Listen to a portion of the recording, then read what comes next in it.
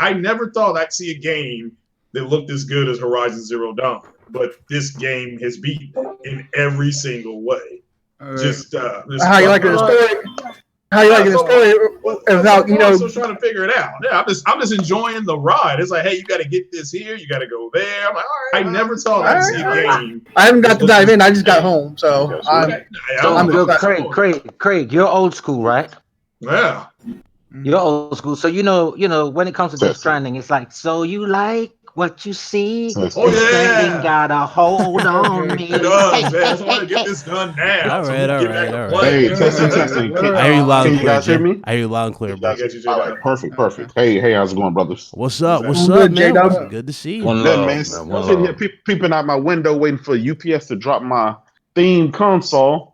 Oh snap! Oh, yeah, you did buy the limited edition. Yeah, you bought. I'm jealous, man. I got the collector's edition already, but man, I'm waiting for that console so I can boot up. I'm jealous, man. I'm jealous like Dave Chappelle career, man. Hey Jay, does that console come with the game? Yeah. Yes, sir. Yeah, because I may get rid of my Pro and my X and get the console. Well, I'm giving my. I can't believe. Yo! Is the community going to accept that though? Well, they're gonna have to. That's nasty. You're gonna dirty ass belch into the mic. That's so nasty. Oh god. All right. Yeah. I bet you're from Cleveland. I might be. You see, town of the Birches.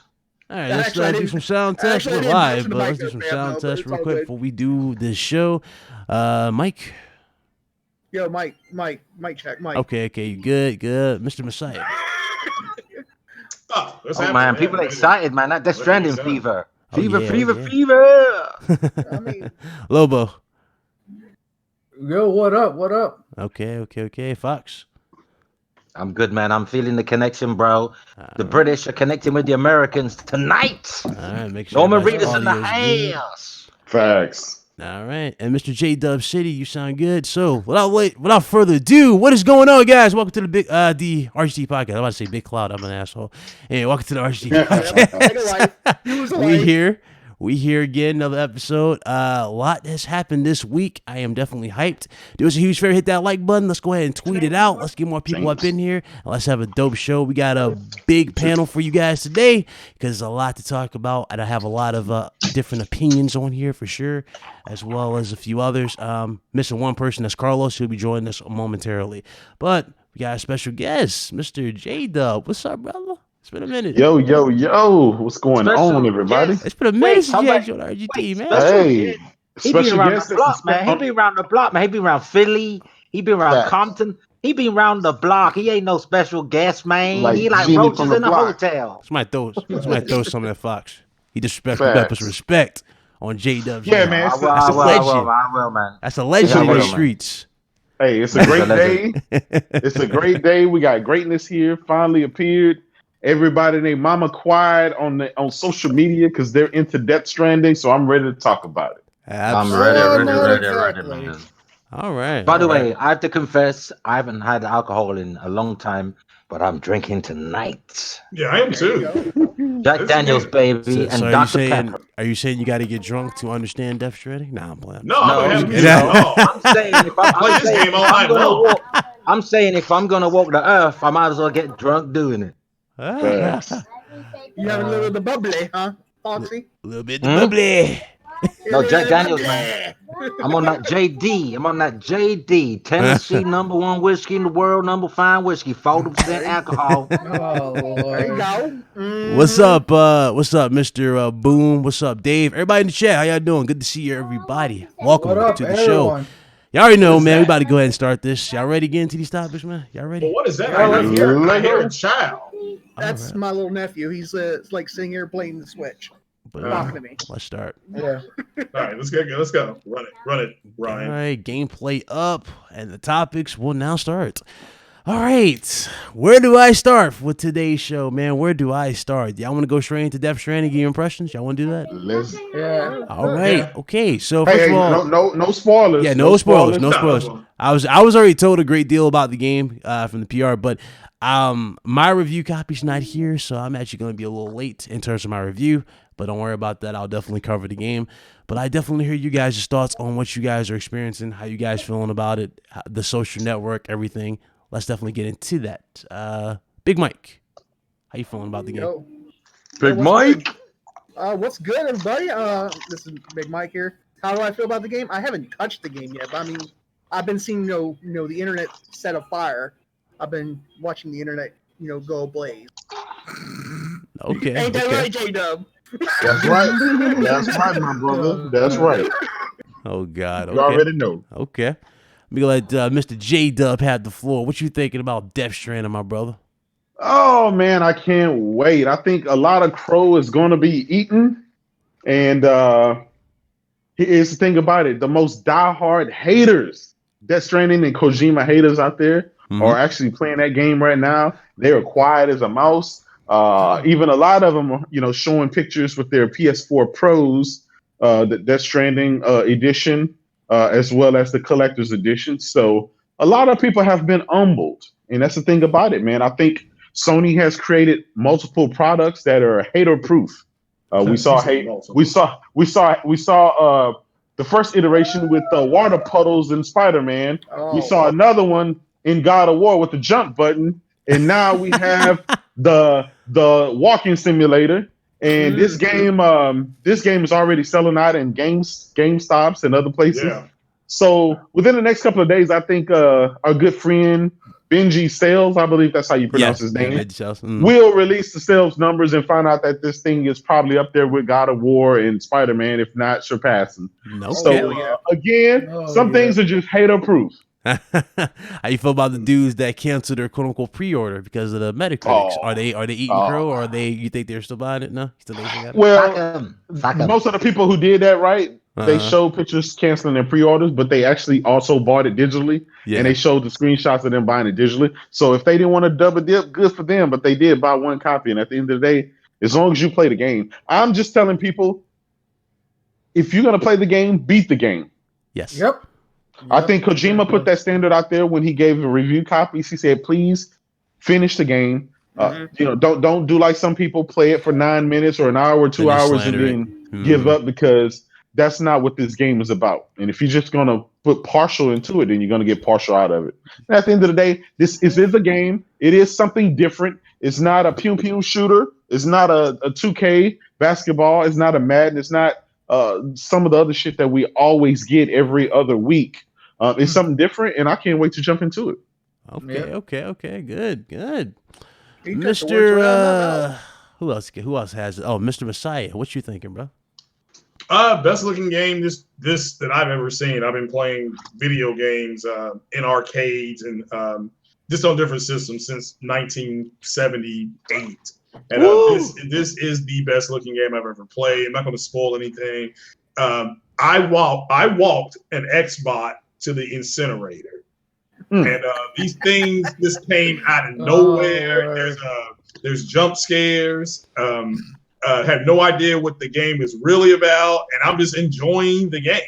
It just tells me to get to a place and to got to cover your mouth and duck down, and the music amps up and your joystick vibrates more, and you do get to use the stick like you do with Detroit Become Human, where you had to swing it around. It's got everything, and just shout out to this phenomenal looking game, and I'm just having a real good time with it. And I'm about 2.5 hours or 3 hours in, and it's a good game. It's a really good game, and each to his own. So if you don't like it, that's fine too. But I'm enjoying it so far. So you've been playing video games since 1978. Boy, you older than the Sony Corporation. I know. Yeah, I remember the first game I ever saw at home was Pong. Oh, and by the way, guys, got a huge announcement for this channel. Yeah, I definitely want to stick around to the end of the show for this, but continuing on this topic. Okay, so that's your thoughts on the game. Older than me, there, Craig. Huh? You must be older than me. Well, maybe. Older than Kojima, the guy who made the game. How about that? Kojima. But the game is just it's a game. I mean, it's like J-Dub said, it's not this little pew-pew shooter. I do believe that a lot of crow, forget about crow. A vulture of bird got served this week by Jim Ryan. Between Jim Ryan and Mark Cerny busting people's cheeks this year, it's been a bloody enjoyable year. But I don't get to that. But for me, I did not. When I saw the Decima engine running with Horizon Zero Dawn, I'm like, man, this looks fantastic. Even Zaddy, White Zaddy said that this is a benchmark of gaming for this generation. This is the benchmark. So it's not Horizon Zero Dawn. It's not what's that other horrible game, the horse simulator. Red Dead Redemption 2. So, I mean, this is Zaddy, so you got to take it up with White Zaddy. So it's basically it's Horizon Zero Dawn on steroids, right? Oh, Craig, Craig. It's a beautiful game. It's a beautiful Craig, we game. love you, man. We love you, Craig. We love your character. No, but again, this you got to take it up with Zaddy on this one. And we love your character, bro, because you bring you know what? I think podcasts would be boring without you. I'm not gonna lie. Facts. Well, somebody's got to bring the real, and I'm just telling you, somebody who's very passionate about and I like gaming engines and how they work. Like I said, I would hope that somebody that does a show, does like a TV show on how they build games and stuff like that, because that's what's amazing. But they brought in the physics of balance into this game, which has never been done. I mean, maybe back in the arcade games with there was a game years ago where there was a balancing act where you were kind of on a beam, but I've never seen anything like this before. The weight carries. It's just I'm not gonna give it away. It's crazy. It's a crazy game. It is a game. It is a game. So it's not Call of Duty, which I thought was phenomenal too, by the way. But this really this still could get Game of the Year. It's crazy. Even with the haters. So you think Resident Evil 2 is doomed? No. Resident Evil is it's my game of the year. But as far Resident Evil is my game of the year. But as far as them the voting and how it's gonna go, just phenomenal. The music is good. The setting is it's like a horror movie. These things just come out of nowhere, and your thing lights up, and you start shaking. Yeah, tension. It's all about tension. Yeah. So it's like a movie experience. I heard the soundtrack's amazing. Yeah, they have really, a game. really good. They have a game. They have a song on there. I think it's called Bones. I'm actually going to see if I can get that song. That song was that good. Are you going to download it? Nice. Yeah, if I can't, I don't know how to do it. Yeah, you can download any song. Yeah, you can download any song. Let me see. Okay. Who else played it? Mr. Fox. I know you got an hour in it, but what you think with your hour impression? Well, I've only got an hour because I put my audience first. I had the game this morning. I received a text message because I don't have stuff delivered to my home anymore because the postman is an absolute twat. But I have my stuff delivered. Oh shit! Turn that shit down. What the hell? Yeah. So that was an accident. Can we have one vocal at a time, please? Some order. Order. Jesus, this asshole. Okay. Basically, I have my stuff delivered to an Amazon locker now, so there's no discrepancy because I'm tired of calling Amazon saying, hey, my shit didn't arrive. And they probably think I'm fraud, but it's not me. The postman's an idiot. Delivering it to another address, a road away from me. Ridiculous. Anyway, we need to tighten up our damn immigration laws. But I'm only joking. Of course I'm joking. But so I got the game this morning. I picked it up like late this afternoon. So I've only had an hour. But I have to say, an hour is all it took for me to know I'm absolutely blown away by this game. Because I've done nothing. I'm not gonna lie, I have not furthered the story at all. I've met Fragile. Yes. And I've found this base. I don't know if it's a base, but it's some area where you can deliver your packages. The closest base from where I had my encounter with Fragile. In the cave, which isn't a spoiler because this was in trailers. But visually, I mean, I said it before we went live. This is a game that's on Andy Warhol style aesthetics. Like, it's visually out of this world. It's beyond this generation. Yeah. I can't say it's next gen because I haven't seen next gen. Yeah, Gears 5. It's definitely not of this gen. It's somewhere in between because visuals have no right looking that good. Forget the Pro. It looks amazing on the standard PS4. And look, this is a console that launched in 2013. It's in its 6th year, for crying out loud. In console years, it's a fucking senior citizen, man. You know what I'm saying? It's wobbling Senior on a walking citizen. stick right now, but it's still producing these fucking games like some kind of, I don't know, juiced up fucking pensioner, you know, who's taken too much fucking steroids. It just keeps going and going and going, and it forgets what age it is. I mean, I've got a PC recently, right? I say recently, I got it in May. And I've obviously been the console gamer I've been for all these years, and not really been a PC gamer. The first thing that I was into, right, investigating rather, was how really different do the graphics look when you've got complete control over them on a system that is capable, a PC. And I've got to say, there's nothing I've seen on PC yet that surpasses or can even hold a candle. And this is not me disrespecting PC. It's just they don't get this level of investment over there because it's the unlicensed platform, which is basically open to anyone. And the only way you get that kind of money is a very successful crowdfunding, which is why you've got Star Citizen looking amazing, but only capable of running on the hardware that you have to fucking be on a 6-figure salary to afford. But anyway, so what I'm saying is, like, there's nothing on the PC that comes close to this. Nothing on Xbox One X that comes close to this. This is just incredible. I mean, the filtering. Forget the graphics. Just look at the filtering they use. Yeah. You know, that's the temperature of the screen. It's a lovely blue, but it's not oversaturated with that blue filter that you find in like thriller type Hollywood movies, because you still see the gradients in the grass. You see the color gradients in the grass and in the mud and textures and stuff, and in the rock formations and all the other assets and geometry. But I'm just looking at the skybox and everything's so vibrant. And if you see this motherfucker in HDR, you will piss your fucking pants right where you're sitting. Yeah. I swear down, I've not seen HDR like this. Gran Turismo Sport was the best HDR, and Horizon Zero Dawn was the best HDR implementation I ever seen on the Pro until Death Stranding. That's what Digital Foundry said too. I'm in the cave, bro. I'm in the cave, bro. I'm gonna sound like Kanye West now. I'm in the cave, bro. I'm in the cave, bro, with Kim and Courtney, and I'm looking at this game, and I got my kicks on, my Adidas sneaker shoes, and the lighting's phenomenal. It's just the HDR just brings out the light from outside the cave. Somehow keeps it dark, but you can still see You know when light hits certain parts of inside of a dark place? Yeah, ray tracing.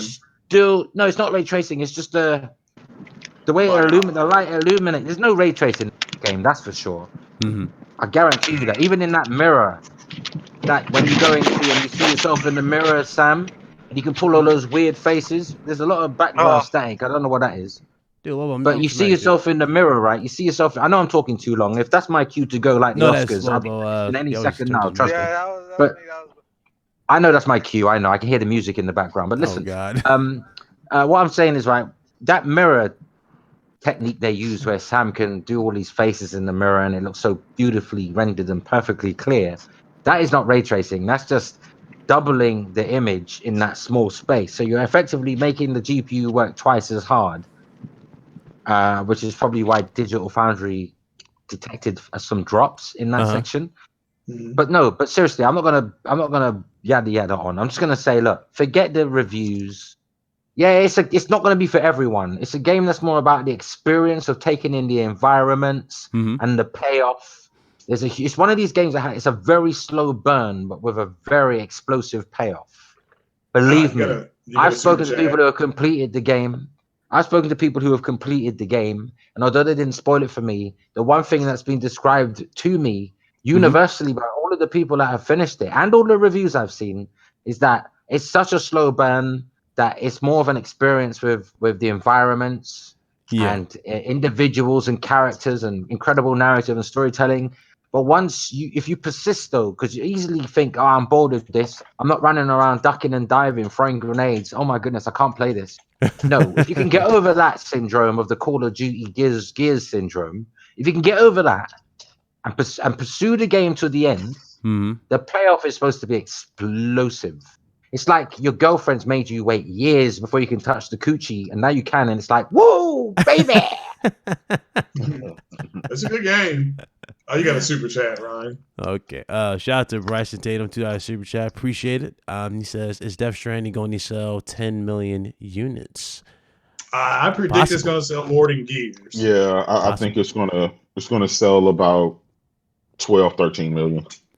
13? Okay. Yeah, in this run, yeah. All right. So a lot of faith. A lot of faith in this game. That's a big prediction, boy. I'm going to make a more immediate prediction. I'll say it will sell 5 million copies by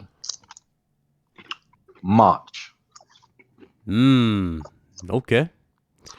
You know, what's interesting about the game now, the review scores, obviously you already know, there was an 84, now it's an 83. Now it's getting review bombed by users, which was shocking. I was not expecting that. Sorry, you cut out there. Getting review bombed by who? Irrelevant fucking people. Did you say that? I'm not sure I heard that. I was like, wow, this is, blown away by it's that. It's not for everybody. Oh, if yeah, you don't like it's something, listen, if you don't like something, stay away. If you don't like Jello pudding, like Bill Cosby says, you don't like Jello pudding, don't eat Jello pudding, especially if it's got Xanax in it. Don't eat Jello pudding, especially if Bill Cosby gives it to you. If you don't like it, stay away. But don't go online and ruin other people's enjoyment for a genre that they might actually be enjoying. If you don't like it, don't fucking you don't even need to be part of the conversation if you don't like it. You got nothing to fucking say. Yeah. Especially if you haven't played it. Especially if you're going by people saying, well, it's like a walking simulator with amazing characters and amazing graphics. And if you go on Twitter then and say, oh, this game's shit. How can you say it's shit because someone said that? It might not be for everybody. You're a twat. Yeah. A lot of people took that IGN review and literally ran with it, which was pretty sad. But you know how that is. I actually said like the same thing. I respect the IGN review. Yeah. I respect the IGN review. Sorry to cut you. I respect the IGN review. Do you know why? Because they've been accused of being shills, like pandering to the greatest in the industry. That is true. But this reviewer was honest in their interpretation of the game, from their perspective of the game. And I can respect that. For me, it's not a 6.8. And I've only played it for an hour. Even the intros are fucking 10, man. Fuck off. Yeah. Yeah. Plus that girl at the beginning is hot. You got another super chat. Oh, you talking about? I know you talking about. Yeah. What's his name? Sorry for my language. Jack Daniels. Yeah, T-Rock. Yeah, T-Rock 40 gave you T-Rock 40, $2 super chat. I appreciate it. Thank you. He says, my GameStop said they only had 3 copies left. Wow. Yeah, mine sold out. Wait. $2? $2? Where the ballers at, man? I thought we had some ballers up in here. I'm joking. I'm joking, man. But only had 3 copies. Take that $2. Take that $2 to the titty club. But yeah, me and Jada were earlier on Twitter talking about this, and there was one dude said it will never reach 10 million. I think it's going to reach 10 million. Wow. Yeah. Yeah. It's just it probably will, but I'm talking Kojima's name alone, right? But it's going to take a year. It'll take a year to do 10 million. I'd say by March it'll do 5 million. I think it'll sell more when they enhance. More than 5 million by March, before March. No, I think. Well, that's fine. I mean, we're only doing speculation. Nobody really knows. But what I'm saying is, I feel like the sales will have a new second wind, like a new boost when PS5 enhanced version launches, because this is coming with PS5 enhancements. Right. Yeah. But this is why I say it's gonna sell a lot up front, right? For one, we already know that Sony is having the Black Friday sale coming up, right? The PS4 is going to be $199, $149, or whatever with all those games. This is a perfect pickup for those guys, right? Perfect pickup. Definitely, if you want to experience it. Yeah. And so Kojima's name alone, I mean, I don't. Yeah, but I don't think a game should sell on reputation though. The game should do well if it's good. Yeah. Not because the person's Miyamoto or Kojima or whoever. Well, and I get that, but the problem, you see, here's the logic behind that. These guys have been putting out great games for decades, so when you buy one of their games, it's their game. It's kind of like if you buy a Naughty Dog game, Neil Druckmann's name is kind of like on it. it's a quality game because he hasn't put out a shit game yet. Well, so far, so far, yeah. yeah. There's a day that he yeah. could. He could. You know what? The thing about these creative geniuses, Mhm. and let's be honest, you have to be a genius to produce the likes of The Last of Us Part 2 and Death Stranding. Mm. Like everyone involved is a fucking genius. I'm not saying Neil Druckmann alone. Everyone involved is fucking a genius of what they do. That's why they got hired, and that's why the game's fucking critically acclaimed, right? And it deserves the commercial success. However, the thing about these creative types, is they do fuck up time to time. And there will be a game that's just universally panned. Like if you look at all the Hollywood directors, like Ridley Scott, these made terrible movies. Yeah. But then you point to Alien and say fucking masterpiece. Yeah. You're right. Yeah, you're right. You're right. Well, I mean, look, I mean, to me, damn, I lost my train of thought here. I was looking at the thing. Well, I can see now why, if Kojima put review copies into these other studios' hands, why they delayed The Last of Us. Because if there's because this game is, and this is again according to Zaddy, this game is the benchmark. This game is your benchmark for this generation. Yeah. So, can I just say to some people in the chat who they talk about these outlets like, oh, I've stopped watching this site because they gave Alien Isolation a terrible score and I love that game. People, this is about perspective. The reviewer does not have the same perspective as you. The women or men that you like, the reviewer may not like. The food that you eat, the reviewer may not enjoy that food. They might not like tofu or jam donuts. Who knows? But what I'm saying is, don't not watch an outlet purely because they didn't score the game to what you thought it deserves, because that's not democracy. Yeah. That's like saying, oh, you don't agree with my opinion, fuck you. Yeah. No, stop watching an outlet because they're fucking liars and frauds. That's why you stop watching them. But not because they have a different opinion to you. Because let me tell you something, I'm never going to pander to my audience. And I think that's why they respect me. I hope they respect me. Because I don't pander to nobody. I don't care how long you've been following my channel. We're going to disagree because we have two different minds. We have two different perspectives. Hopefully we can disagree with some form of resolution at the end of it. But we are going to disagree. And we need to get used to disagreeing with each other because fucking hell, what are we? All clones? Are we a hive? Are we a hive? I don't think we're at that stage yet. Robots have not taken over the earth yet, as far last time I checked. Yeah, I think the problem lies with the problem lies with the reviews is the inconsistency because I guess whatever site has different people, right? Some people are RPG people. Some people are sports players. Some people are into action games. Some people are into puzzles. Not everyone who reviews a game is going to be part of that genre. Now, the problem is if you're reviewing Madden, a football game, but the person that's reviewing it, you know, they're into puzzles, do you think that they're going to be they're going to have your best interest at heart as far as giving you a full-throaty review of a football game? Something that they really don't like? See, I disagree with that. They should not have someone who reviewing a game, like say for instance, someone's reviewing a driving game like Gran Turismo or Forza. If they're into platformers and they rarely play racing games, I don't care how short-staffed you are or how busy the fucking workload is, you should not be in the position of reviewing a fucking racing game. It's not your forte. It's not even your fucking area. You're never gonna have anything positive to say because this is not your thing. You never play. Yeah, you're not into that genre. Bingo. That's exactly what I'm saying. Good point. Exactly. All right. That's kind of how we do it over at DualShockers. We have so many editors over there, and we have one right now we have Michael Ruiz. He's like our wrestling. He's like our wrestling god, and he does most of the wrestling review games and a wrestling podcast thing like that. And that's just his genre that he likes, and he likes shooter games. Yeah. And we have other people that just review JRPG games. That makes perfect sense. Wait, sorry, are you the person that was speaking before J just now? Are you affiliated with DualShockers? Yeah, yes, I am. Yeah, works with DualShockers. What's your name, sir? My name's Michael. Well, jolly good to meet you, Michael. Nice to meet you there, Foxy. You've met me before. I was unawares of your Oh Lord, Mike got a new best friend. Oh, you got another. No, you know why? Because I use. No, Chat. you know what? I use your super chat. Wait, your money's not going nowhere. Trust me. KFC's closed in the Big Cloud, you got another super chat. No, he'll do with it. He'll do with it. I know Bryson Tayson. He got a lot of time on his hands. But listen, here's what I'm saying, right? No, I like the guy, man. He's always with us. I mean, what I'm saying, right? What I'm saying is, I use DualShockers content a lot. I source you guys a lot. Mm-hmm. And I know you used to have, is it Azrael? Yes. Contributing and stuff. Mm-hmm. You know, so I'm not gonna lie.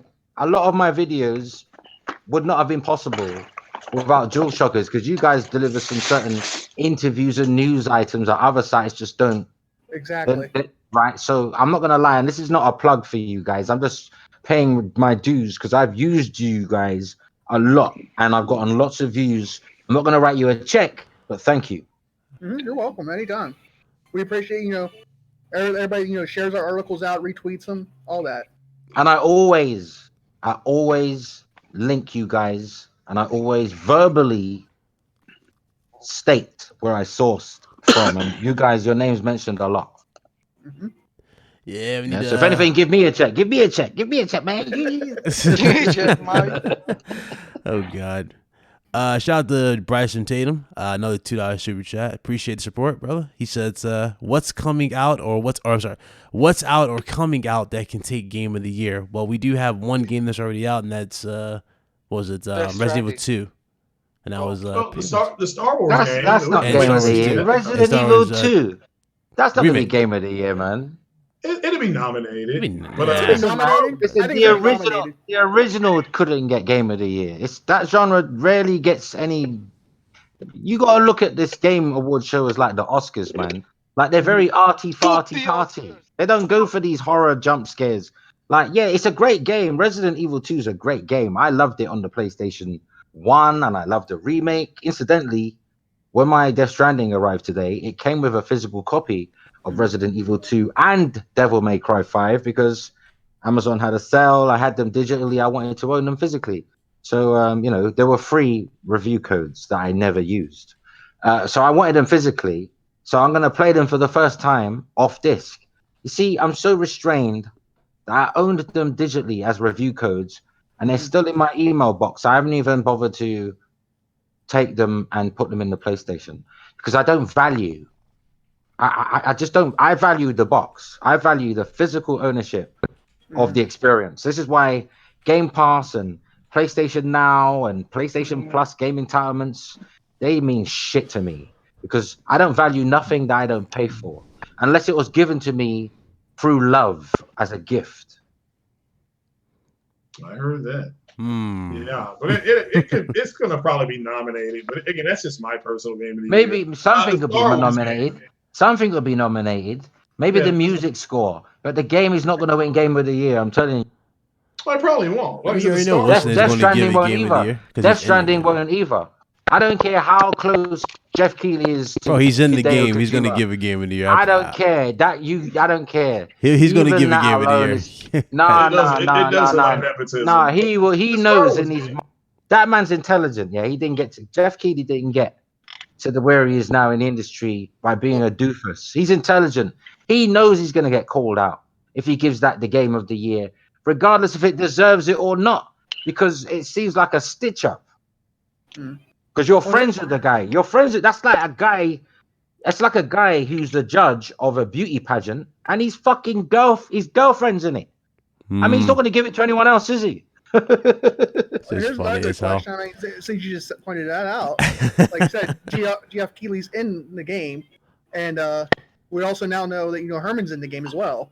Yeah. No, it won't be Game of the Year. It will win something in the award category, but it won't be Game of the Year. Nominated. It might win. It might not. I'm not sure. Yeah. I'm not talking about nominated. Anything could be nominated. My poo can be nominated, but it won't win. Oh my God. Well, I think Astro, either the Fire Emblem nominated should win, but at the end in fact, nominate my shit because it's better than some of the games that are out there.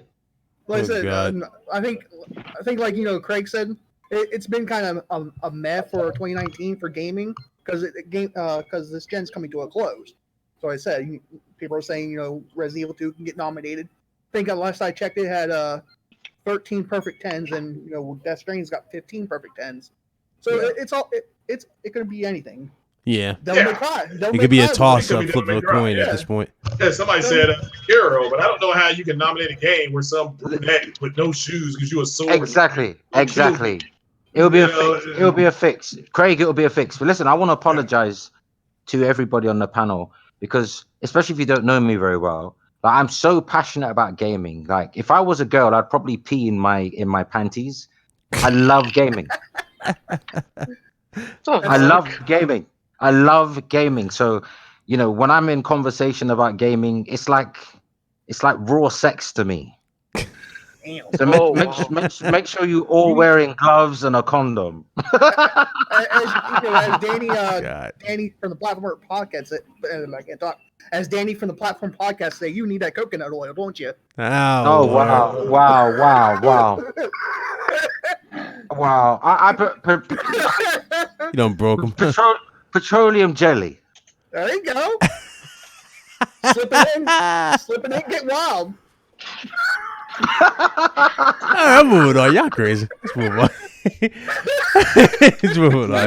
Let's get to the actual topics, man. That was actually a nice little opening. Warm everybody up. Shout out to everybody up in here. Hit that like button. Go ahead, tweet it. It's showtime. It's definitely showtime. No, I just wanted to say, because you know what? Some people find me like overpowering, and especially a lot of the women in my life in the past have found me overbearing, certainly. So I know my flaws, but that's just who I am. So I'd rather just confess now in the court of personality that, don't be offended by anything I say. It's coming from a good place. I'm just raw with my shit. I'm just raw to the core, like Reservoir. Oh, good. Got Big Mike in there. Big Mike's crazy. That's why it's like, let's just move it. So, yeah. All right. So, Jim Ryan, ladies and gentlemen, the globalization is in full effect. Jim Ryan has now appointed Hellman Hurst from Guerrilla Games as the new president of Sony Worldwide Studios. He is now taking over from Shuhei Yoshida. Shuhei Yoshida Shuhei Yoshida actually demoted himself. He'll be going into a lesser role. He did. Basically, he didn't demote himself, Ryan. How do you demote yourself? Why would you demote yourself? Come on now. He cares about They moved him. He got the memo. God, let me finish. No, God. That's very crazy. But anyway, Shuhei Yoshida is no longer going to be president of Worldwide Studios. He's actually going to be focused on indie games. He's going to be focusing on a new initiative to push indie games for future bigger projects. That's what he's going to be doing. Jim Ryan commented on it, stating that the reason why he does that because, well, we know that he loves indies and he's passionate about indie developers. He believes they're the future. So that's basically just the cover story, man. I know, but that's what's going to be happening there. He don't love indies that much to take a pay cut. Let me tell you something. I don't think he's taking a pay cut. That's the thing. There's no talk. Of course, he's taking a pay cut. They're not paying him the same. You think they're gonna pay him as bro? They cut his check. Wait. Hold on. You seriously think he's getting a lesser role for the same money? Are you kidding me? He's still hands-on. I don't think it's a lesser role like that. Oh, dude, you don't know this industry very well. No, he's still hands-on with everything. What are you talking about? Okay. He's heading up the indie. He's heading up indie relations. That's a tiny side of the business. No, you guys got it all wrong. That's not true. Oh, go ahead. Yeah. One thing about it, man, is in Japanese culture, right? Is titles don't mean anything to them. They all treat each other the exact same. That's true. So you got to realize, right? If you ever seen Shuhei Yoshida on Twitter, he's always advertising some VR stuff. He's always advertising some indie game. He's always hyping those stuff. That's the stuff that he likes to do. And you got to realize all of the big stuff, all of the big blockbuster AAA games in the studios, that's what the head of Guerrilla Games, that's a role that would be likened to him because he's not only a developer, but I mean, his Decima engine is kind of like world known now. Mm-hmm. So he has firsthand knowledge and capability to try to take his engine and let other people play with it inside of his, Sony, the worldwide studio. So that makes sense. Shuhei is not taking a pay cut. He's not taking a pay cut. And it's not a demotion. He's moving to an area where he likes. It's something that he focuses on. He could be good for. And that again, it's kind of hard because Sony is a Japanese company, and yes, it has a subsidiary in America, but the base of the company still operates on Japanese standards and the Japanese point of view. Sorry, let me track a bit. When I said take a pay cut, I didn't mean him personally, like his personal finances. I meant his division, the budget is going to take a huge cut. So I misspoke. That makes sense. I don't mean him because I don't know what his finances is. I can't say that. But in this industry, when you get moved to a smaller division, the budget's it's less. Yes, of course. We He's not in the AAA budget. I misspoke. I'm thinking of a simple man in a very standard job. I'm not thinking as a corporate individual because that's not what I'm doing at the moment. So I misspoke. He's been there too long, right? Just to cut loose. He's too known for to take a pay cut. But the budget has been drastically reduced. The budget for the area of his scope of work and what he's over, yes, that's drastically down. But you got to realize, right? He's going to be over that Pixel Opus, the Country Genie team. He's going to be over the Dreams team, right? The Dreams. He's going to be in charge of, they have so many indie games. The whole VR. He's like the VR and guru. He pushed VR hard between 2016 and 2019. Exactly, and that's something that this Hurst guy, I think that's how you pronounce his Herman name. Hurst. Guerrilla Games. Yeah, Herman Munster. Remember Herman Munster from the Munsters? Think Herman Holtz. Herman Munster. So that's something that guy is not equipped with because he hadn't spent a lot of time and stuff in that. So Shuhei is, he's not. This is good for him. He's happy. If you can see his tweets, everybody's congratulating him. He's happy with the smiley faces saying thank you. And, so, and by the way, I don't know if you guys noticed or not, but even Sean Layton said congratulations to both of those guys. Yeah. And retweeted. Yep. So it shows you that there's good blood between them. Yeah, so and he still has a Sony. His title is still the same. He's still there. And so I don't know what's going to come from that. Maybe he could come back in some different capacity, or maybe they're going to let their heads cool and figure out a place for him or what he wants to do. But I don't think this is the last time we're going to see Sean Layton. Yeah, I don't disagree. Yeah, I think he'll be back eventually. I think he's going to move to Sony Pictures. I think he's got his eye on Sony Pictures. Sony Pictures. Yeah, because Sony is rededicated to bringing, to rebuilding their studio. Mm-hmm. So, they have the Spider-Man thing. They're looking for their next big one. They're trying to get I don't know if you all remember the anime cartoon in the 80s called Robotech. They're trying to possibly get that off the ground, possibly. A reboot. Yeah, kind of a reboot / whatever. Just I don't know if it'll be a cartoon or if it'll be actual, CGI. We have to wait and see. But yeah, no, I'm glad this guy got it. I like Jim Ryan. He's cutthroat. He tells you exactly what they're going to do. And I know we'll get into that here shortly. But so yeah, I think it's a good move. And why not go to Guerrilla Games? My God, the guy's been there since 2001, man. That's 18 years service. Yeah. He's been part of building some amazing technology in the engines that they use. And not only that, when Sean Layden left, there was this big hole, and we were wondering who's going to be their stage guy. Well, the good thing about Herman Holtz I think the reason why Jim Ryan may have chosen Herman Holtz is because Herman Holtz speaks a few different languages. He speaks Dutch because he's from obviously the Netherlands. German. He speaks German, so Gamescom. He speaks French, right? So Paris Games Week, and he's got experience with traveling to Japan and obviously dealing with Japanese studios and stuff. Hideo Kojima, he spent a lot of time with him when he was creating that Kojima Productions and the engine transition, the engine handover. So I think it's a smart strategical move because now we've got this guy that we can say, well, we know who's going to be doing the stage stuff now, and he's competent with English. Because I'm not being funny.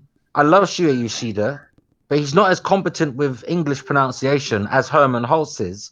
And when you got somebody talking on a globalized Sony stage, because they are centralizing now, right? You need someone who is very articulate and concise and precise Well, when I think they reading should. when reading off the auto cue. Well, I think they should go back and get Andrew House. He should just come out. Andrew House retired, man. He's done. Well, that's Dude, fine. dude, But dude. whatever it takes. I mean, throw some holes at him. Whatever it takes. Those are all- No, dude, to do Andrew, the unveil. Just to do the unveil. That's it. Then he can dude, walk. Andrew House put in that work from the 90s. He don't want to come That's back. true, but he can come out there for one like event. special appearances, sure. Yeah, special appearance just to unveil it. Like that guy should just PlayStation do experience it. and stuff like that. He can show up to those. It's almost like the Olympics in Spain back in the 80s when that guy shot that fire arrow into the cauldron. I'm like, you know what? They ought to just start the Olympics like that all the time. Just do that all the time. Just Craig. hire that guy. And let Craig, he's gone. Get over I it. know, but I mean, that was a perfect announcement the way that PS4 got announced. I mean, that was brutal. It was cutthroat, and I just think he's the man to do it. Or Tom Holland. Have Tom Holland do it. Why the hell was Spider-Man present a PS4? What's wrong with Herman Hulst doing it? Nothing. Nothing wrong with it. But I remember a few podcasts ago we were going over names. I still stand by my two, but nothing wrong with this gentleman doing it. And he brought us Herman Hulst. Look, if you look into Herman Hulst's eyes, he's got the eyes of a hawk. He actually has the eyes of an eagle. He looks like he's relentless. He looks like when he wants something done, he get it done. Yeah, I think he's going to get it done. I think they're going to get it done. But I mean, I just prefer that other guy for Andrew House. But at the end of the day, I think it's a good hire. This guy brought us Aloy, so he's good. Do you know who I always thought would be amazing for Sony stage presence? Obviously, it's he's doing his own thing and they'll never get in. But I think Jeff Keighley has a very good stage presence. Yeah. He knows how to hype up a game, man. Yeah. I think I ought to be J-Dub right here, Kratos. Thank you. That's what I'm talking about, Craig. Hey, by the way, when y'all finish Death Stranding, look at the end credits. My name is up. All right. Everybody in there, bad boy. Oh God. So far the game's brilliant. We have some more news that came out. Another executive left, and this is actually is going to be a surprise on the channel. But Mr. Gio Corsi has left PlayStation. Now he was in charge of the second-party developers for or second-party relations, and that was because of basically he was in charge of Vita. He was overlooking the Vita. He's officially leaving PlayStation. Yeah. Ryan, we're really gonna miss Gio Corsi, but what's the next topic?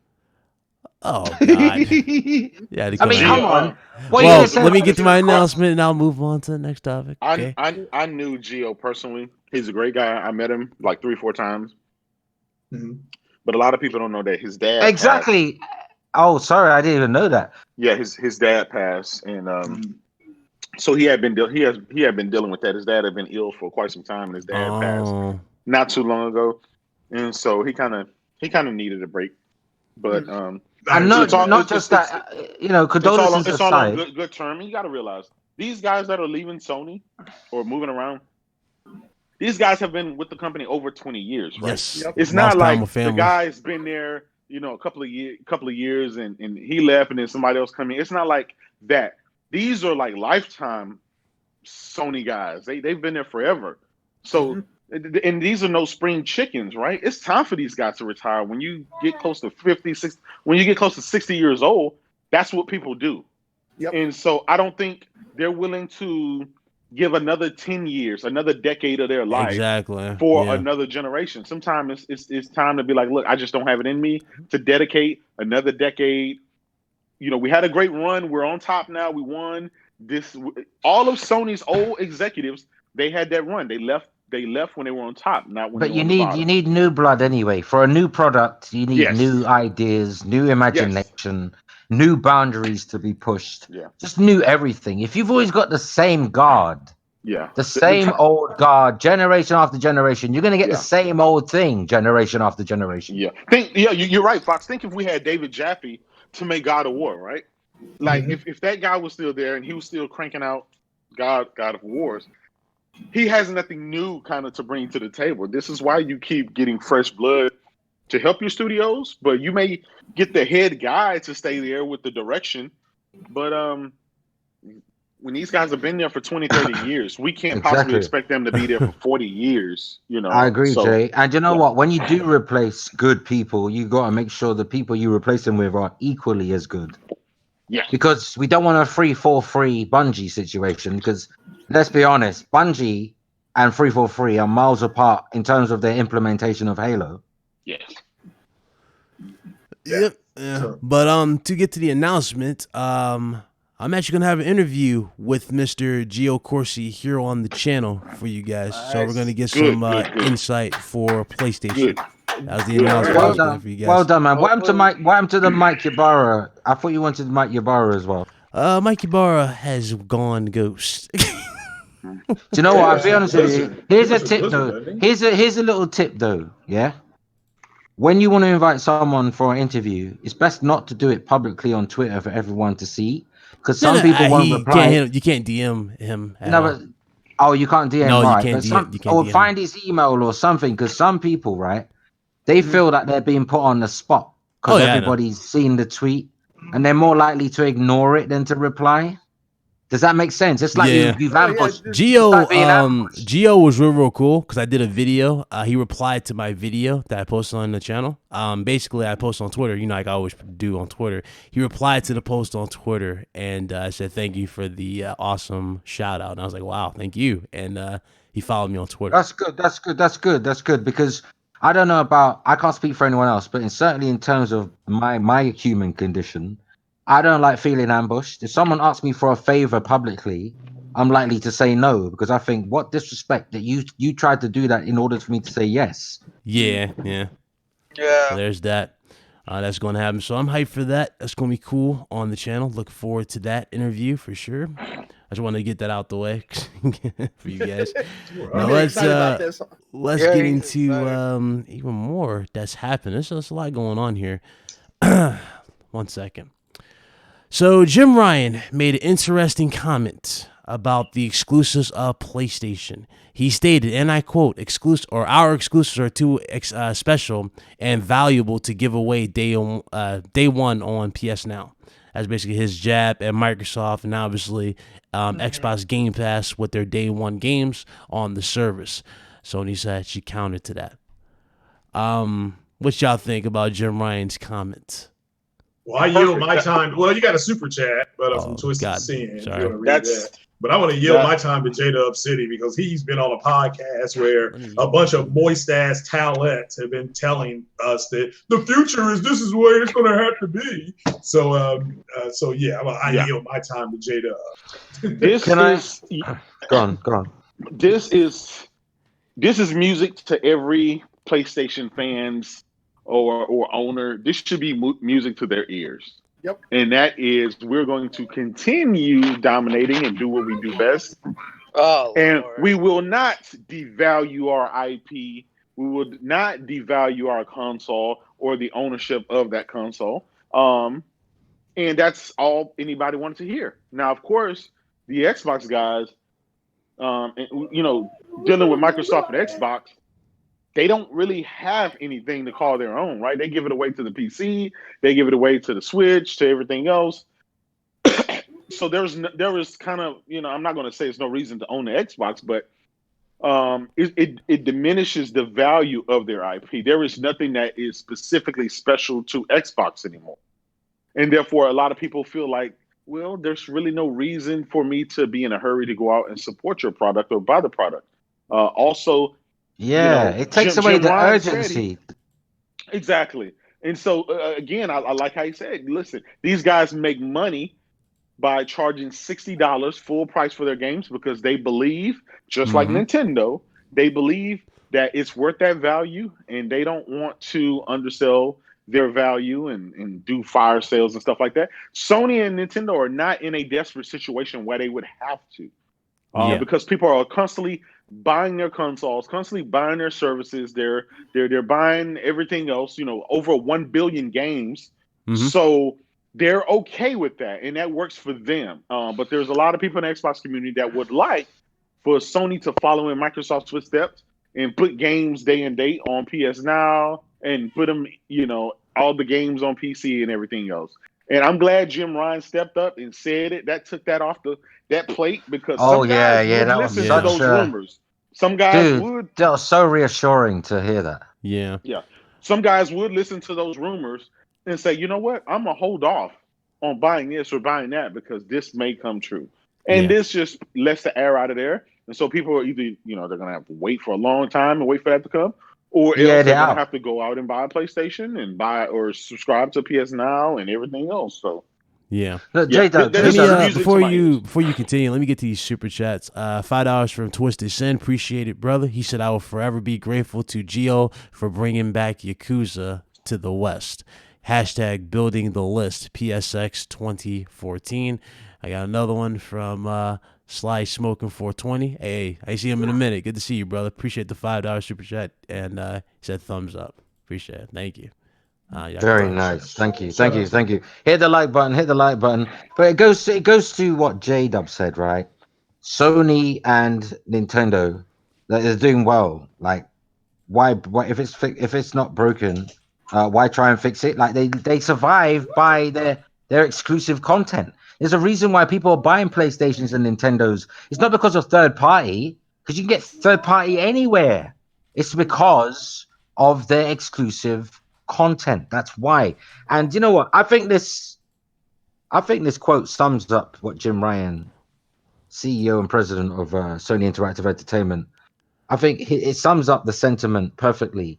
Jim Ryan said, the nature and scale of first-party games that we are making leads us to think that it's better to spend our energy on making sure that the launch of those games is a massive entertainment event. And I would cite God of War, Spider-Man, and The Last of Us Part 2 releasing next year will fall into that category. And given how our first party is incredibly special and valuable to me, we just want to treat them with amazing care and respect and have those launches be clean and pure rather than dump them on a game service right next to commercially failed third-party titles that have gone to the game graveyard. It's a retirement home for gaming. Sorry, I've got Game Pass. I don't pay for it. I got 3 months free because of the AMD hardware in my PC. But I'm sorry, I might enjoy not having to pay for the games, but I don't respect it. Yeah. There's a difference between sponging and saying, yeah, I'm playing nothing, or $1, and just mooching off of your dollar for a game, right? But you don't respect it like you've paid. You don't respect it like you went out there and paid $60 for the game you really want that you're going to sink your teeth into. You just don't respect it. Do you know why? Because it's been resigned to the gaming retirement home. It failed in the charts, so it ends up on Games Pass. If you look at Games Pass, any game that's a commercial hit doesn't go on the service for a long fucking time unless it's an Xbox first-party game. You get all the other games that didn't sell well, like, I don't know, what's that? Just Cause 4. That didn't sell well. Square Enix writ that off as a fucking failure. But where did it end up? On Game Pass. I can name loads of them. They are commercial failures that have their last place hotel, last ditch hotel. Elvis is playing in the background. That's where they're going to retire. That new Tomb Raider game, it was on Game Pass because it didn't sell well. Exactly. Shovelware So ports, Sony don't want to put their valued first party IP next to failing games. Why would you want to do that unless you are Xbox? Yeah, I ain't trying to bash Xbox, but you make a solid point. Damn, Impatient, is that true? I mean, it's totally true what you're saying there, Foxy. 338 people. I was a diehard Gears of War fan, Gears fan, whatever you want to call it. Bought every fucking Gears of War game that they possibly bought, except for the last one. Why? Because it's on Game Pass. I was like, I got $1 right here. I'll throw my money to it. Download Gears of War 5, play it, beat it, move on. Exactly. And you know what? When you've got so much choice, 100 games, some are middling, some are supremely average, some are tapped, and some are good. When you got that selection there, let's be honest, the average person's attention, the people these days, because of modern technology, our attention spans are much lower than they were, say, 10 years ago or 2 decades ago, right?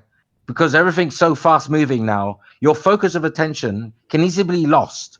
So in order to engage you, something has to be spectacular these days, you know?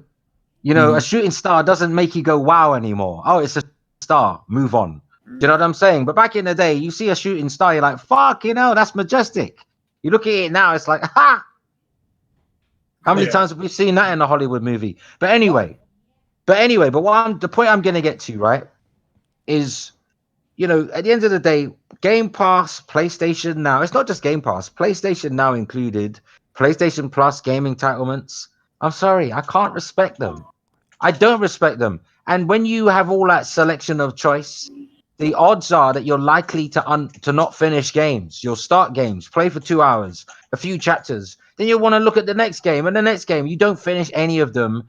And if you're not finishing them, why would you buy them again? Like Microsoft say, oh, there's proof that Game Pass leads to sales of retail copies or digital copies. That's bullshit. That is utter bullshit. I'm sorry. I don't believe it. I don't either. Well, again, I'm just glad. Well, I mean, to me, he never said it. He never said it. He never implied that they were going to do it. It was a group of people who do not like. They seriously don't like the fact Xbox did what they did, but they're defending that bullshit anyway. Yeah. So, like I said, I call them a bunch of moist ass motel Metacritic maggots, and that's what they are. Do you know what? They're hoot. Instead of them just coming out saying, I don't like what Xbox is doing, it's like, well, this is the future. Well, I mean, again, he's the same guy. I was told that 4K textures were supposed to be the glorious appearing of the white Jesus. I was told that. I was told that the beast was coming. The white okay.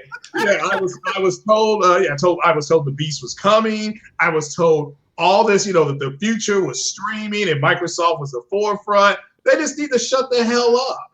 They just need to shut up. Craig, you can sum it up just like this, right? Mm-hmm.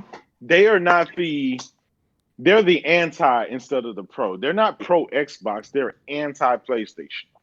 Okay. This is why they have a magnifying glass to scrutinize every single Sony IP or Sony executive leaving or Sony whatever.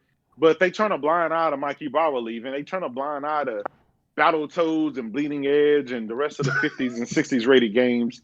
I mean, I'm not alone on this. You guys knew, and you guys know how they defended Crackdown 3 to the end of time. Yep. They defended that, saying, I'm going to be playing 100 hours of Crackdown 3 in multiplayer with cloud power, cloud destruction, and you guys are just going to be playing 5 to 6 hours of God of War.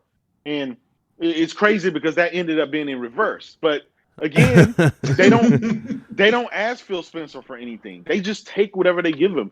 And instead of them asking for better, they would just rather to point out Sony's flaws or what they don't like that Sony's doing or what they don't like about this, or say this game is trash and this game is boring. And it's crazy. For example, they'll say, well, 2019 has been a bad year for Sony because all their games are 70s and 80s and it's not the big bangers. But they only had 2 games to release this year. And that's Crackdown 3, which I believe was a 59, and Gears 5 that ended up being an 84, which for a flagship title, you would think, right? Hey, look, why can't we get these? We can't quite get these games right. Is it fatigue set in of the franchise? Does it need to be remade or something? They're not asking these questions, and they really don't care. This is why their games, all of their games, only cost $1 during Game Pass. Yeah, this is why that's the case. J-Dub, do you know what Game Pass is? And I'm sorry to say this, I've said it before. If you walk into any retail game store, there's a bargain basement bin right there. Yeah. Yeah. You'll find a few things you might want to play, but largely that bin is shit. It's trash. It's trash. It's like best way to say it's like when you go to Walmart and you look through the $5 bin for movies. That's what it is. Yes. You get, you might find a hit there, you might find a hit there, but the rest is like shovelware.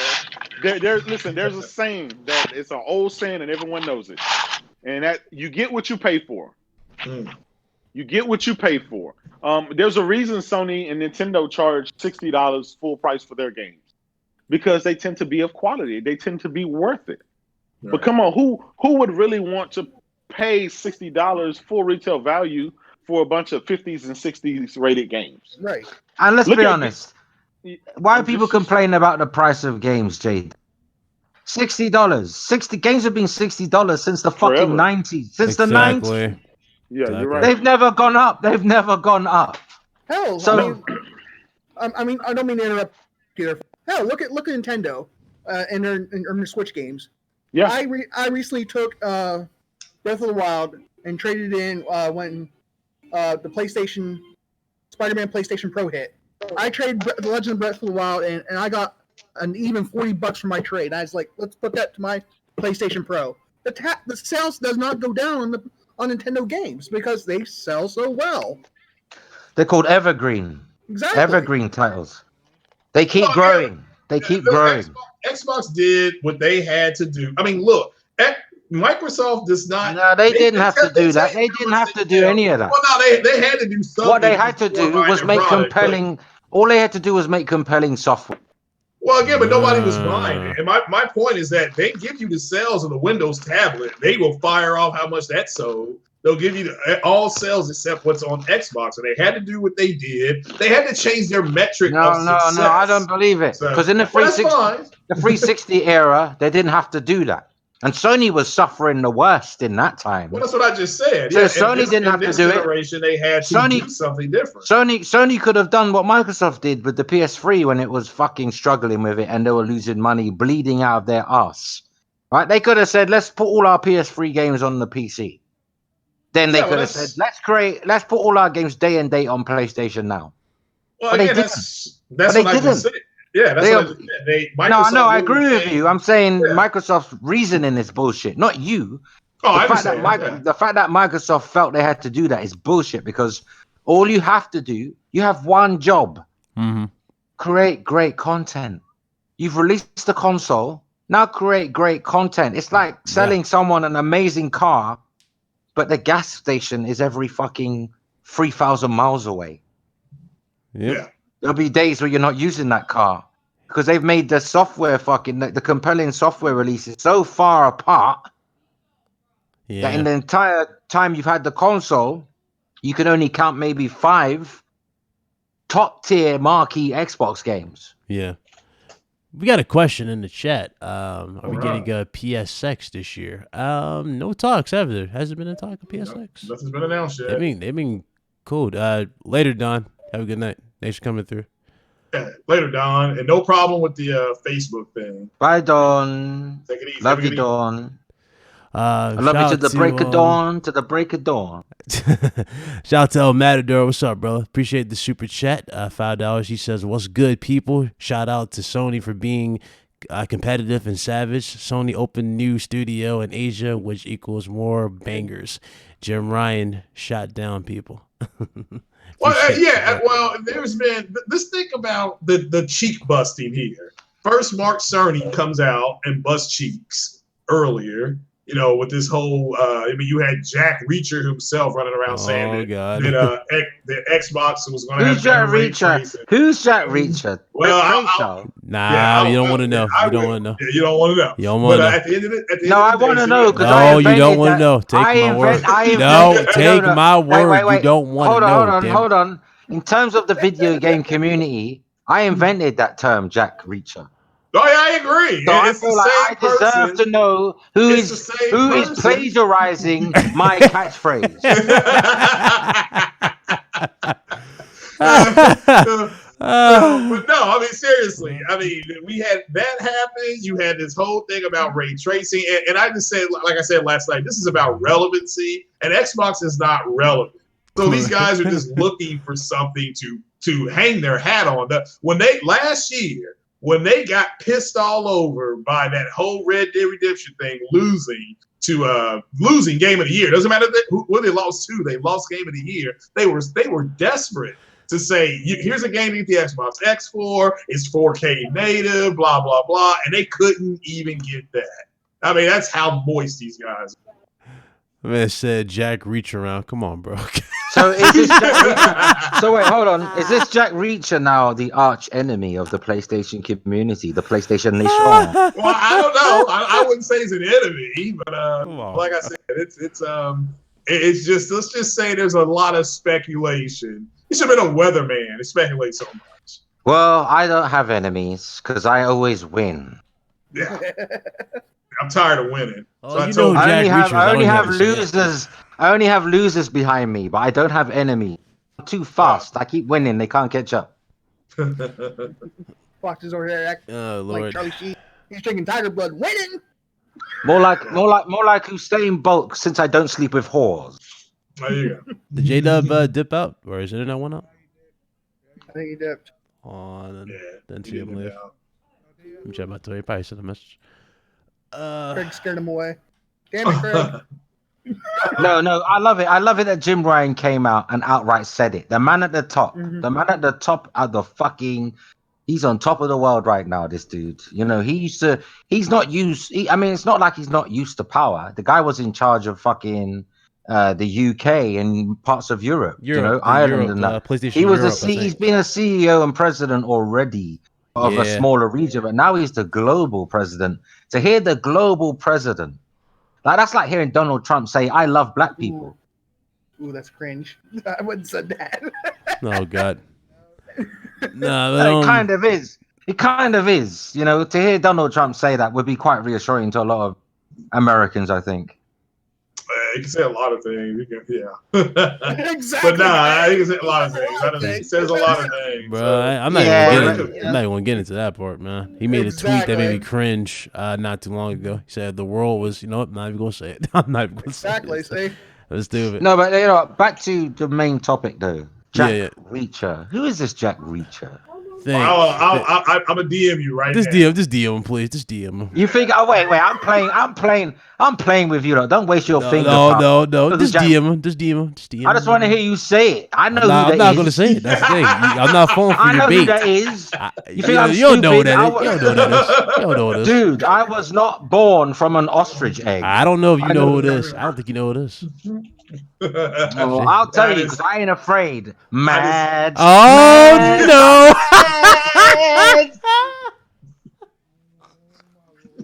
And I'm not calling him Jack Reacher. I'm saying that's who you guys are referring to.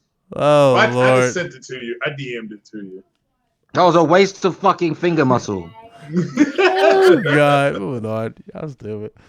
Oh, y'all heard about what happened with what's that dude's name? Hold on, let me find the. What, Jack Reacher? No.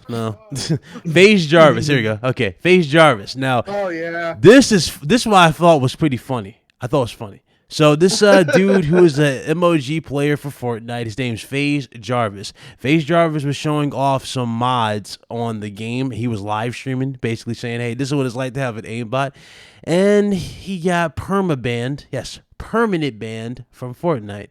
Now, Ninja, Microsoft's Ninja, this is what they call him, which is funny as hell. Microsoft's Ninja replied saying that bans shouldn't apply to content creators like Jarvis. Just so you know, they're a bit. Why though? What makes him so special?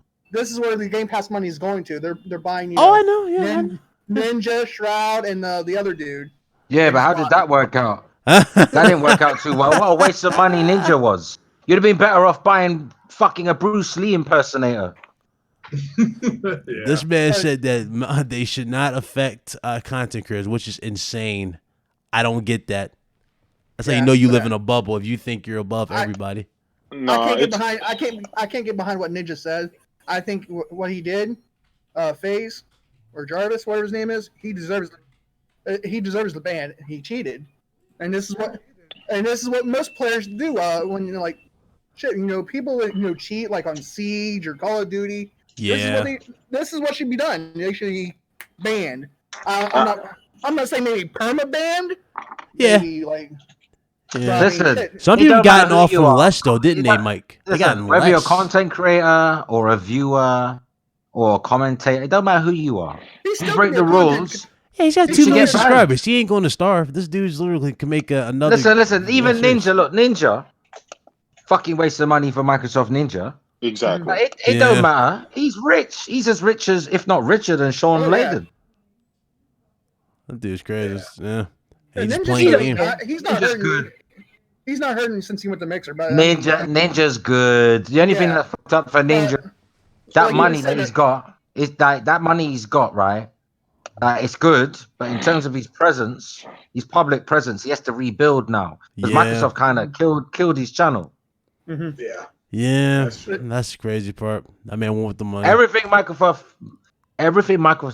rents, Mhm. fucking doesn't work out. But like you said, Foxy, he can still be a content creator. Jarvis can. He can just move on and go play something else.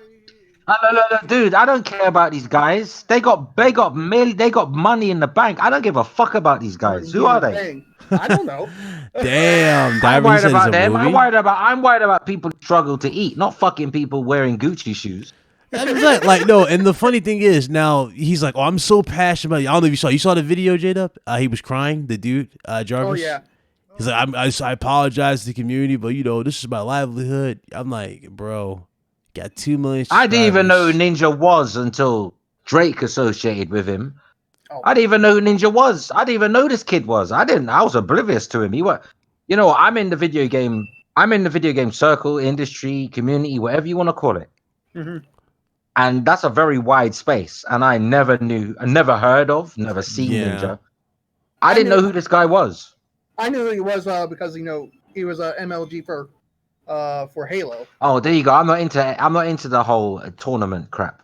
Hey, Oh, yo, facts, Buck. Dr. Disrespect, that dude is the best right there when it comes to streaming. I That like dude is Dr. hilarious. Disrespect. Yeah, he is hilarious.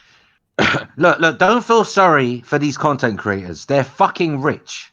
Oh yeah. Do you understand? Don't feel that the next person you see homeless, genuinely homeless that you walk past, worry about them, not fucking content creators. Yeah, just crazy. It's crazy. I just saw that. I was like, wow, come on, Ninja. Really? Can't hold people accountable now? That makes me sick, though. It makes me sick to hear this conversation. Do you know why? Because there are literally people who are going to be starving and freezing this winter out on the street. And we're talking about fucking rich, spoiled fucking kids. Mhm. Because Yeah, they got banned? Fuck this shit, man. that dude, man. Blackbeard said he's Jarvis was like R. Kelly. He's out here fighting for his life. Fight for my life. Could be. Oh god. You need to Watch fight this to other learn one. to read. That's what you need to do. You should have fought to learn to read. Yeah, this actually was an interesting read. This basically confirmed what we all talked about a while ago on the RGT here. But remember we talked about globalization. Sony's changing the whole mindset to be basically one mind, one direction instead of being branched off and having everything in that nature. So basically, Jim Ryan basically said we had to make changes to deliver on our PlayStation 5 dream.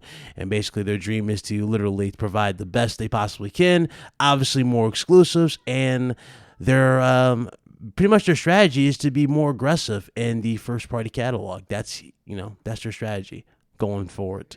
Obviously, PlayStation VR is still going to be a thing. Indies is still going to be a thing. 'Cause now that we know that Shuhei Yoshida is going to be running that new initiative, so that was pretty cool, interesting. But yeah, that was going around their dream Listen, for PS5. I expect all indies, especially the 2D ones, to be in native 8K.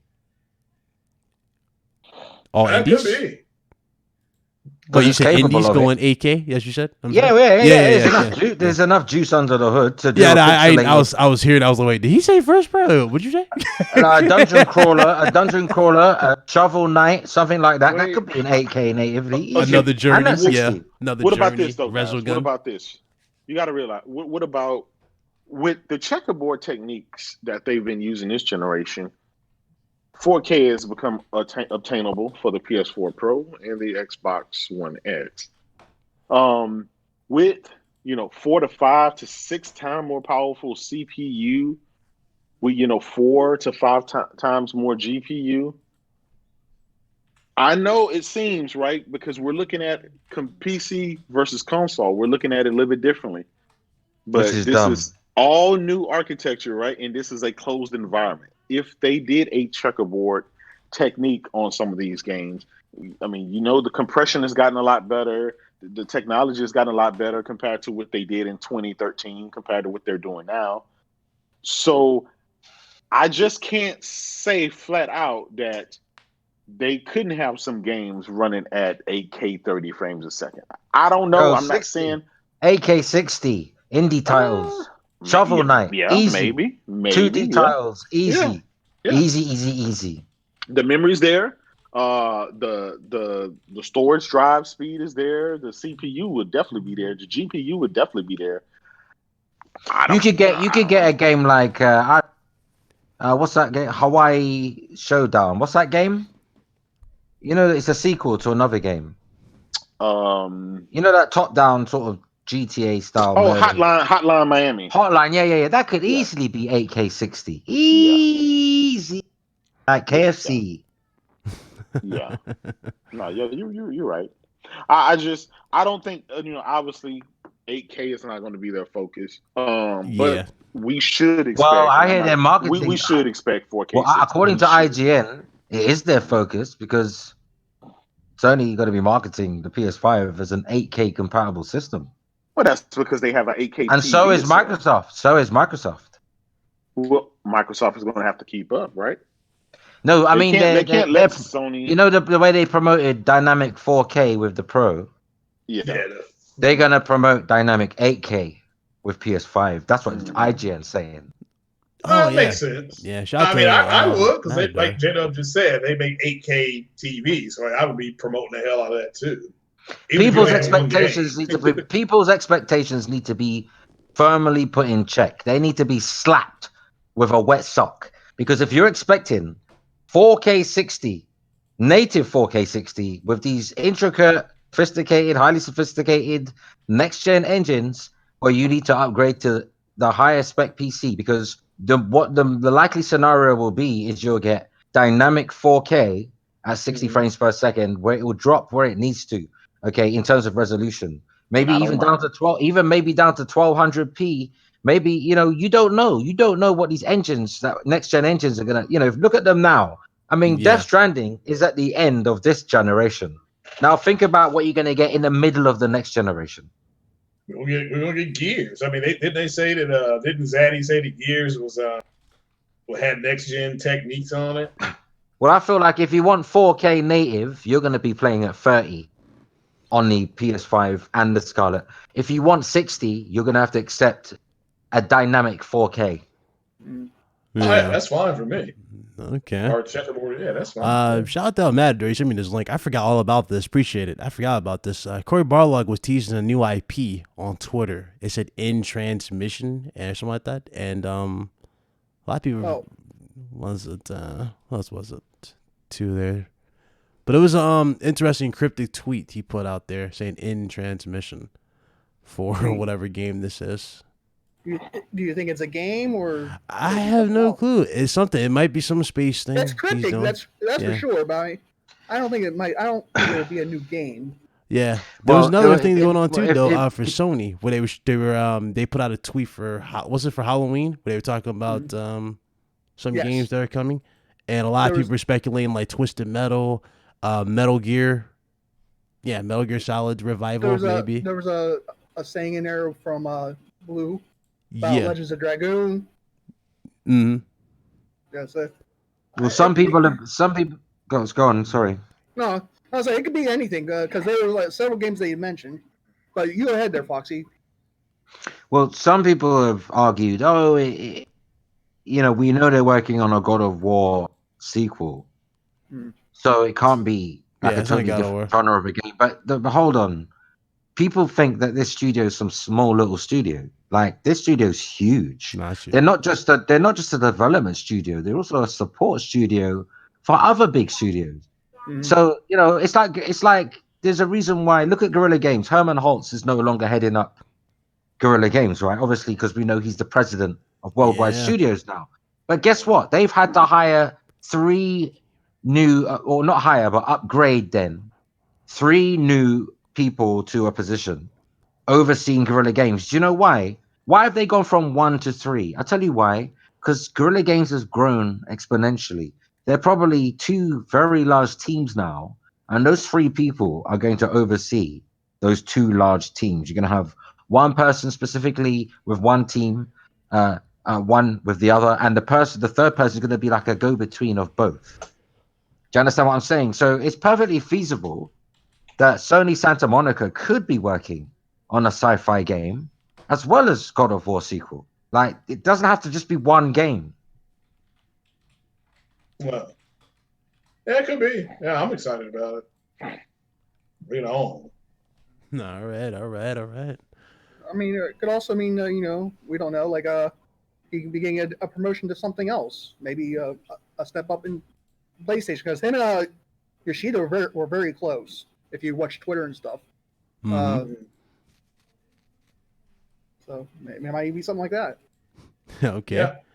There was other news that came in. PlayStation is they're going to open a new development studio in Malaysia. So Yes. So that's pretty interesting. This new office is going to provide animation services. Yeah, it's interesting. I just looking at this. I thought Sony. You know why they're there though, don't you? Yeah, it's more like going to be focusing on. Hold on, let me see. Their support. It's like, do you know when EA made Mass Effect Andromeda? Look at this one. They outsourced a lot of the animations to some companies that have no affiliation to EA whatsoever to speed up the game's development. But they did it so poorly that the final product was executed poorly. It was terrible.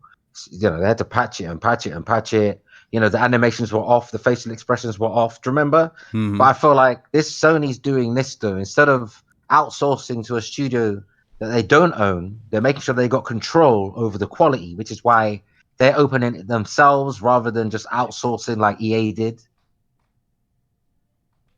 Yeah, well, EA. But they're not gonna make individual games though. Don't expect like them to make a huge exclusive. They're gonna support all of Sony's other studios. Yeah. In other news as well that happened, there was a new job listing at Guerrilla Games, and they basically confirmed Horizon Zero Dawn 2. Now the speculation is whether or not it's going to be a PS5 launch. I actually talked about it's possible if you consider just how fast, immediately they went to production on this. You think about it.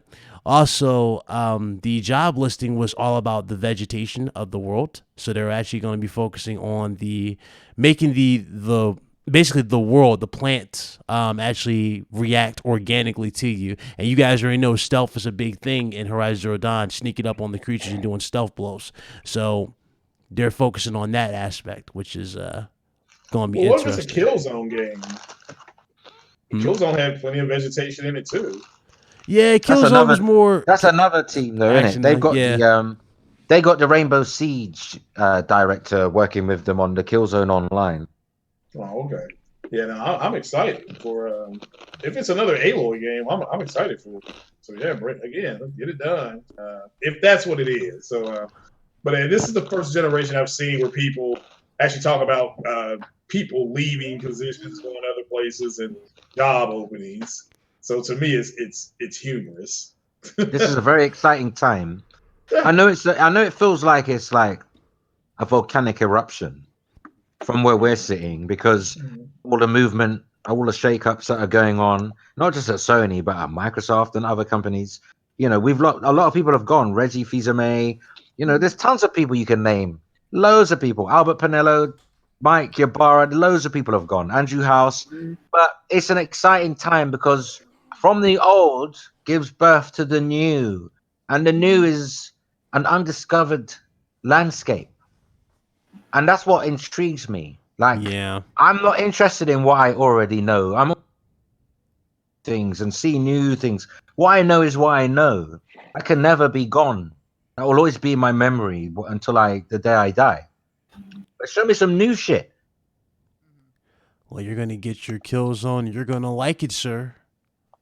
That's fine. I don't know what they're gonna do with that franchise, to be honest with you. Really don't know what they're gonna do. I mean, it's possible they'll have another one, or they'll just focus strictly on Horizon. But Another game that's going around, people are talking about is SOCOM. Wonder if they'll bring Yeah. SOCOM back. That'd be interesting. Yeah. I would love. Well, them these to are all bring- titles that were popular when Jim Ryan was at his most powerful. So there's a chance that they will come back now he's in charge. Yeah. Yeah. What So you about to say, J-Dub, bro? What you about to say? Yeah, I was going to say SOCOM or Resistance. I really want them to. Yeah. If they can't bring back SOCOM, I'd like them to wrap up the Resistance series on a high note. I mean, Yeah. you know, a lot of those games, right? They were handicapped because of the hardware at the time. Yeah. And so, man, now with the skills, the techniques that they know, the Decimate engine and some of the other stuff, the one thing about Sony, right, is their studios actually collaborate with each other. I mean, they had people from they share Games technology. and Guerrilla Games and from Sony Santa Monica helping Kojima on Death Stranding. That's They like could do crazy. You know what I'm saying? Yeah. Hey, Jay, Guerrilla Games got credit in the opening credits. Yeah, They Jay, had- Jay, imagine an Insomniac game, right? Yeah. Imagine a Resistance reboot, not a continuation. I don't really want to see Resistance 4. I'd rather a reboot. So they can start from the beginning and give us another threequel. It's possible. Okay? Yeah. It's possible. Or trilogy, another trilogy rather. That's a better use of the term. But here's the thing. Just imagine a Resistance reboot using the Spider-Man engine. Yeah. That would be sick. be awesome. Mm-hmm. I wouldn't mind That that engine though, is because they did good. say they kind of teased the possibility on Twitter when they said press F to pay respects to Resistance. Yeah. So Yeah. it's possible. I'm thinking Well, they are they looking have into released these old multiple classics. tweets Yes, about Resistance. cryptic tweets, haven't they, I Jay? would love 'Cause, Yes, play a yes. Resistance yeah, game. Ape Escape got one too. So I Ape mean, Escape, yep. yeah, they're going back, guys. They're going back in some of these games. So I never got to play Resistance, but after seeing some of the footage, I would love to get my hands on a Resistance. Yeah. oh, dude, play the Yeah. first one, and they Do you know, I tell remastered you what I them. It want needs the to be the most. I first want one. I want people to get a getaway game. I think Sony should make an open world crime, like make it serious though. Don't. Here's the problem. Here's the problem with that, Fox. Right. Here's the problem. Right. I know. We're about to be 2020 is right amongst us. Yeah. But we've had other studios that have already mastered that craft. Look at Grand Theft Auto, right? They've already mastered that craft. And I hate to say it, but most gamers won't give any other game of that genre a second look because of that. Well, Saints Row does well, and that's like It does. Yeah. Listen, It does decent. I wouldn't say it does well. It does Yeah. decent. I mean, Mafia did well. Mafia 3 sold well. That's an open world crime game. Yeah, I mean, there's that plenty did of room. do well. There's That plenty did of room in the market. It's just Sony needs to execute it perfectly. I mean, think about it. You've got a Dutch fucking president of Worldwide Studios. Yeah. You've got Jim Ryan, an Englishman, who's running fucking these people. They would, if anyone wants to bring back the Getaway, it would be them, because when Getaway was meant to be on the PS3, they said part of it was going to be based in Holland and the UK. Like it was going to go European cross channel, right? Yeah. And funny enough, the president of Worldwide Studios is from fucking Holland.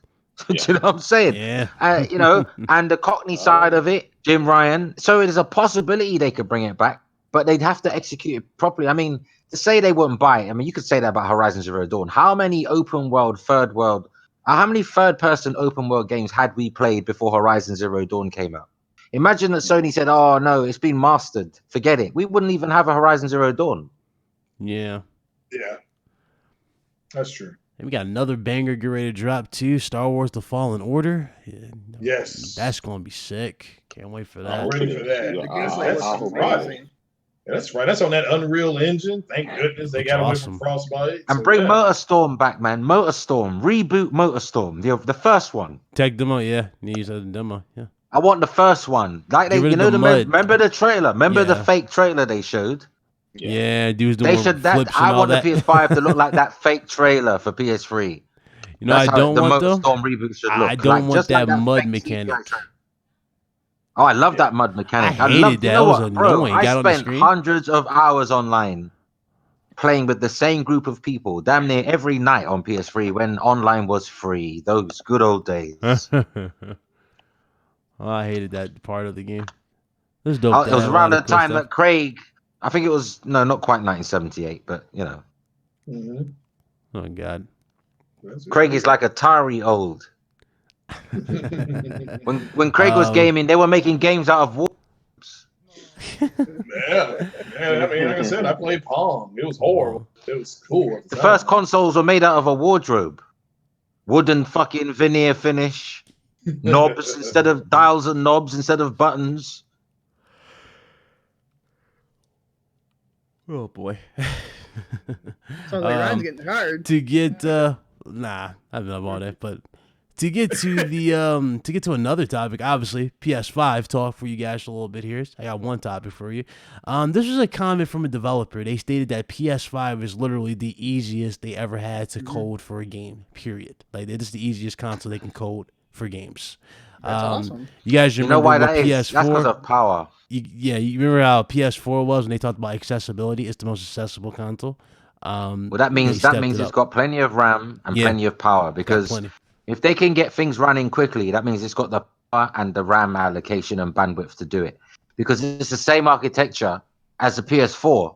Basically, it's roughly based around the same architecture, so it should be the same method. But the thing is, they're not restricted or constrained by power this time. So now there's less compression and less optimizations having to be done to get the game to run. So I think it's easier in that sense because when I first saw that article and I read it thoroughly, I thought, it's using x86. Okay. Yeah. It's going to use the GDDR RAM modules. Did y'all hear about Jim Ryan's comment though about the whole globalization? He says they aren't. He said they aren't Americanized. That's what he stated, which was interesting. Yeah. But he only said that because of the criticisms levied at Sony over the whole games being censored and stuff. Yeah. I think He only said we're not gonna be stringent. Like basically what he said in a roundabout way was, we're not being Americanized, meaning we're not gonna enforce those policies that's synonymous with American culture when it comes to games released outside, like from the Japan, Yeah. That's what that means, because otherwise it would be a xenophobic comment to make. Why would you say we're not being Americanized? What's wrong with being Americanized? Yeah. Yeah.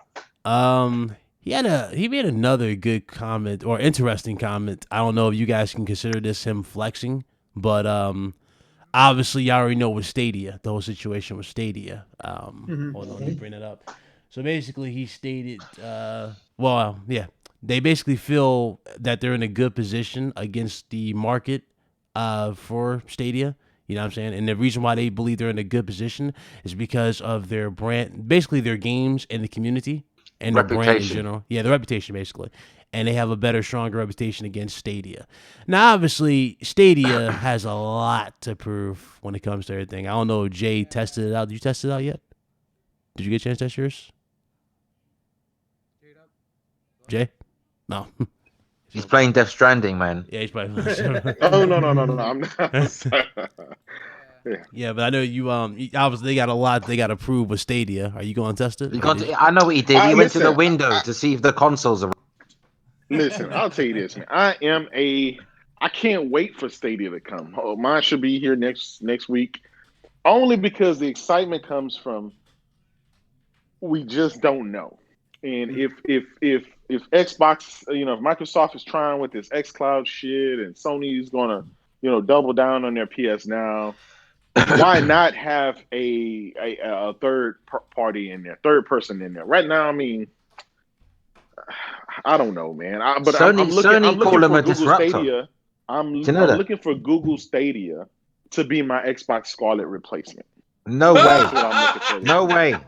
Yes. No way. No way. It's just No a matter of way. time before Game Pass is on Stadia anyway. Well, that's a good point. No way. I've been way. hearing that too. I've been hearing that. So Now, granted, I was in the Project Stream, right? That's why I asked you. So I got to play it on my laptop.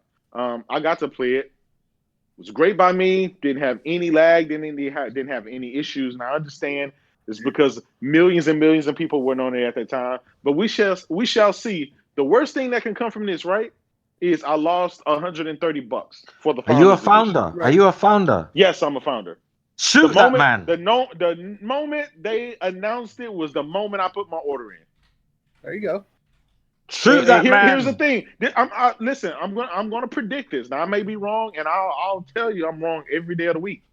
When it comes to Stadia, but if this thing takes off, right, and this thing does do what it needs to do, there's going to be a lot of people mad. But I understand the fear.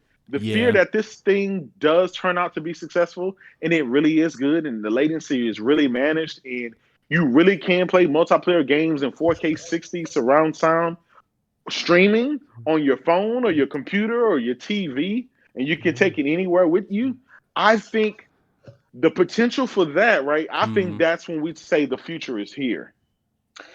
J-Dub, do you know what excites me? I like what you said. What excites you about, Stadia is that you just don't know. Yeah. You know what excites me about Stadia? Right. Is that what excites me is that I just don't give a fuck. Honestly, I swear down, I think it's the nail in the coffin for gaming. When we get to, I hope it don't take off. It won't be the I hope the founder it won't be the flounders. nail in the coffin, but guess what?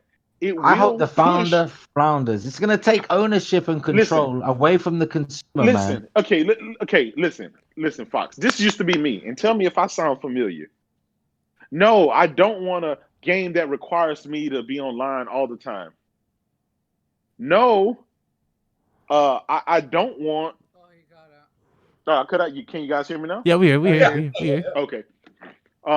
No, I don't want my systems to have to always be online. I want to be able to be offline and still play my games. And then tell me if this sounds familiar. Well, no, I want to be able to own all my games and have my discs. I don't want to buy anything digitally.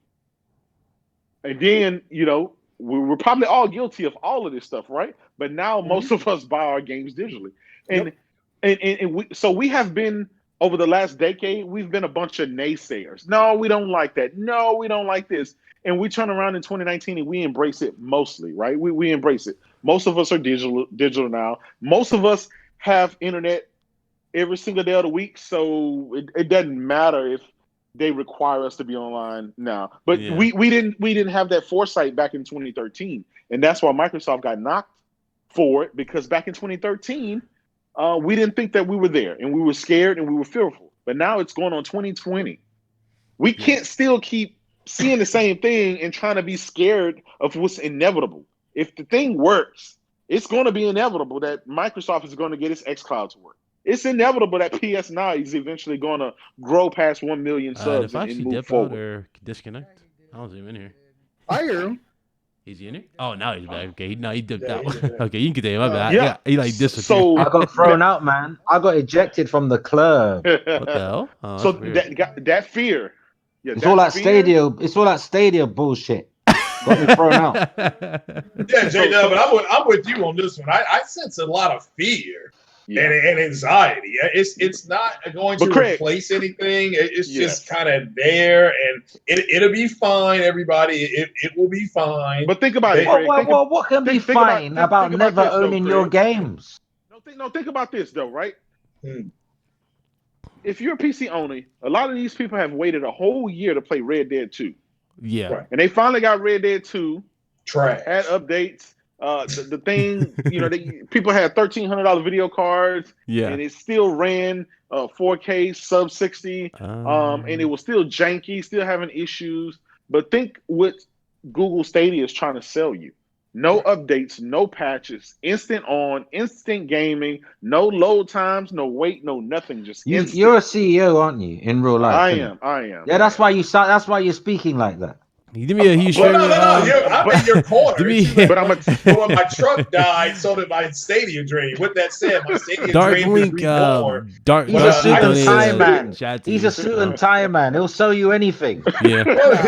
Hey, Jay, Dark Link has a that's super just chat he fear. put in the chat. He obviously for the channel, appreciate it, but would you mind reading that? That's for you. It's just directed towards you. Dark Link 999.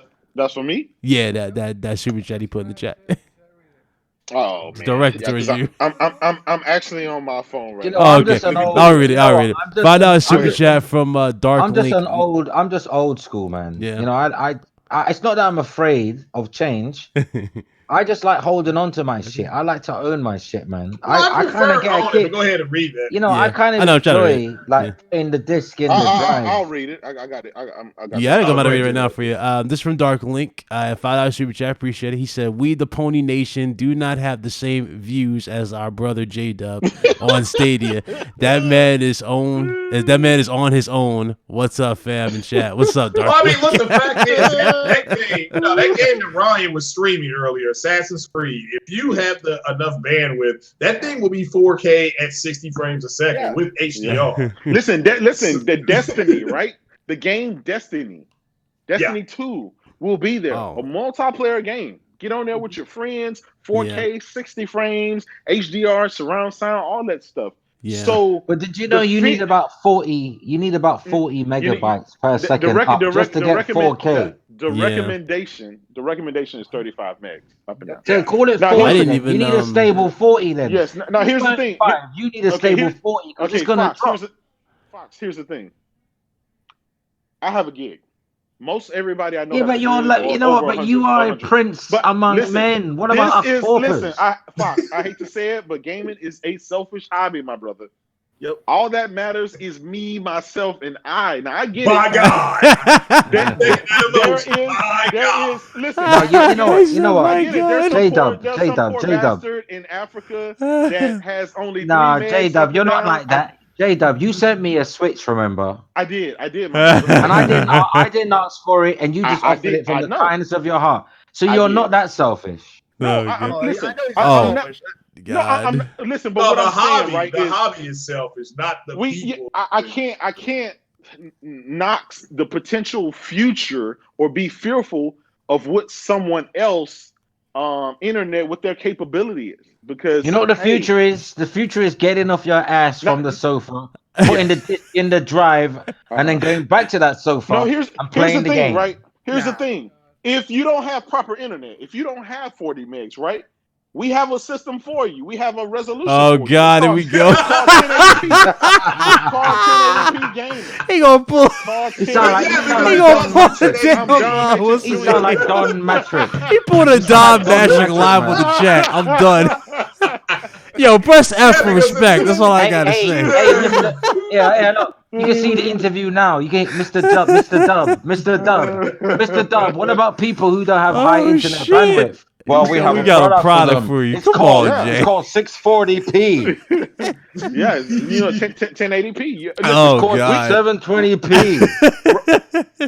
Hey, shout out to my brother Royal Boyle, man. Thank you. $5 super chat. He's always here to support the guy. Thank you. Unless you live on a submarine, in which case it'll be 480p. Yeah. Well, I mean, again, he's right. I mean, because I was going to play it. I matched. I took everything in. I printed it out. I hit the P button. I didn't realize my computer did that. I said P button and it printed. But I took mine to Spectrum. I said, "Can I run this at 4K?" The guy looked at it and he said, "Yeah." So I was fine. But unfortunately, my truck wasn't. So so when my transmission died, so did my Stadia dream. You know something? Let me tell you something, right? I know J-Dub, he sent me an email one time where we was finalizing addresses and stuff for shipping, right?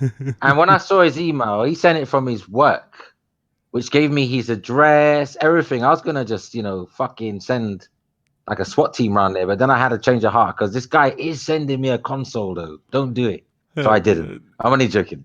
But no, I saw the email and it said, I'm not going to say your proper credentials and stuff, but the address of the company, and it said your title was CEO of certain such and such. And I'm like, Mom, I never forget that this is teach you that you just don't know who's watching you. You don't know who your subscriber base is. Just because you come across a few lemons, right, with dumb, idiotic, fucking ridiculous statements in your video comments, don't assume your base is on that level of low intelligence. Because you got, I've got a cosmetic surgeon subscribe to me. Do you know that? Damn. Yeah. And I only know this because he sent me a private message to thank me for giving him insightful information and stuff and enlightening him because of his job. He's always on call and stuff, it's nice to have it in one place. but he's a fucking brain surgeon. Do you know what I mean? Mm-hmm. Yeah. And like, you just don't know who's watching you. Like, you can't assume that just because people are into video games that they're unemployed or unemployable. Do you know what I'm saying? Well, that's true. That you do not know who is watching. I was Because shocked. people got, non-gamers have a mindset that people who game are bums that don't work, fucking, eat junk food and just veg out in front of the fucking video game console. That's not the reality. Like, that's a terrible fucking stereotype. Like an overweight gamer just eating donuts and soda, drinking soda, playing the game and never leaving the couch. That's not most of us. Most of us, we wish we could live that lifestyle, but we have to work to support this fucking habit. We got bills to pay. We got families to support. We got cars to maintain. Facts. We got a mortgage to fucking maintain. It ain't about just sitting there spending 5 hours fucking playing one game and then moving on to the next one on Game Pass. No, some of us, game time is precious. It's almost a commodity. Yeah. Yeah. Soon they'll be taxing you to play games. You'll have to pay to play games because it's such a commodity. When you're busy, right? It's Ashley Luca. I think she tweeted. I retweeted her. I found her tweet so profound. Like, people forget about people and what they're going through in life. And Ashton Luca must have tweeted, I work I work from like 8 to 5:30, every day. Then I have to come home and cook. I have to pay bills. I have to find time for gaming. And I've got these people criticizing me for how I spend my time and money. Like, this is an independent person telling you about their struggles. Like, you don't know. That's why you should always be kind to people, because you don't know what kind of day that person's had. You don't know what they're going through. They might have just lost their mother or father, for fuck's sake, or a son or a daughter. Yeah. Like, you should be nice to everyone. You don't know what people are going through. Shout out People to people Luca. live in their own bubble. They're only concerned with their own survival and their own self, that they forget that somebody else might be having a shitty fucking day too.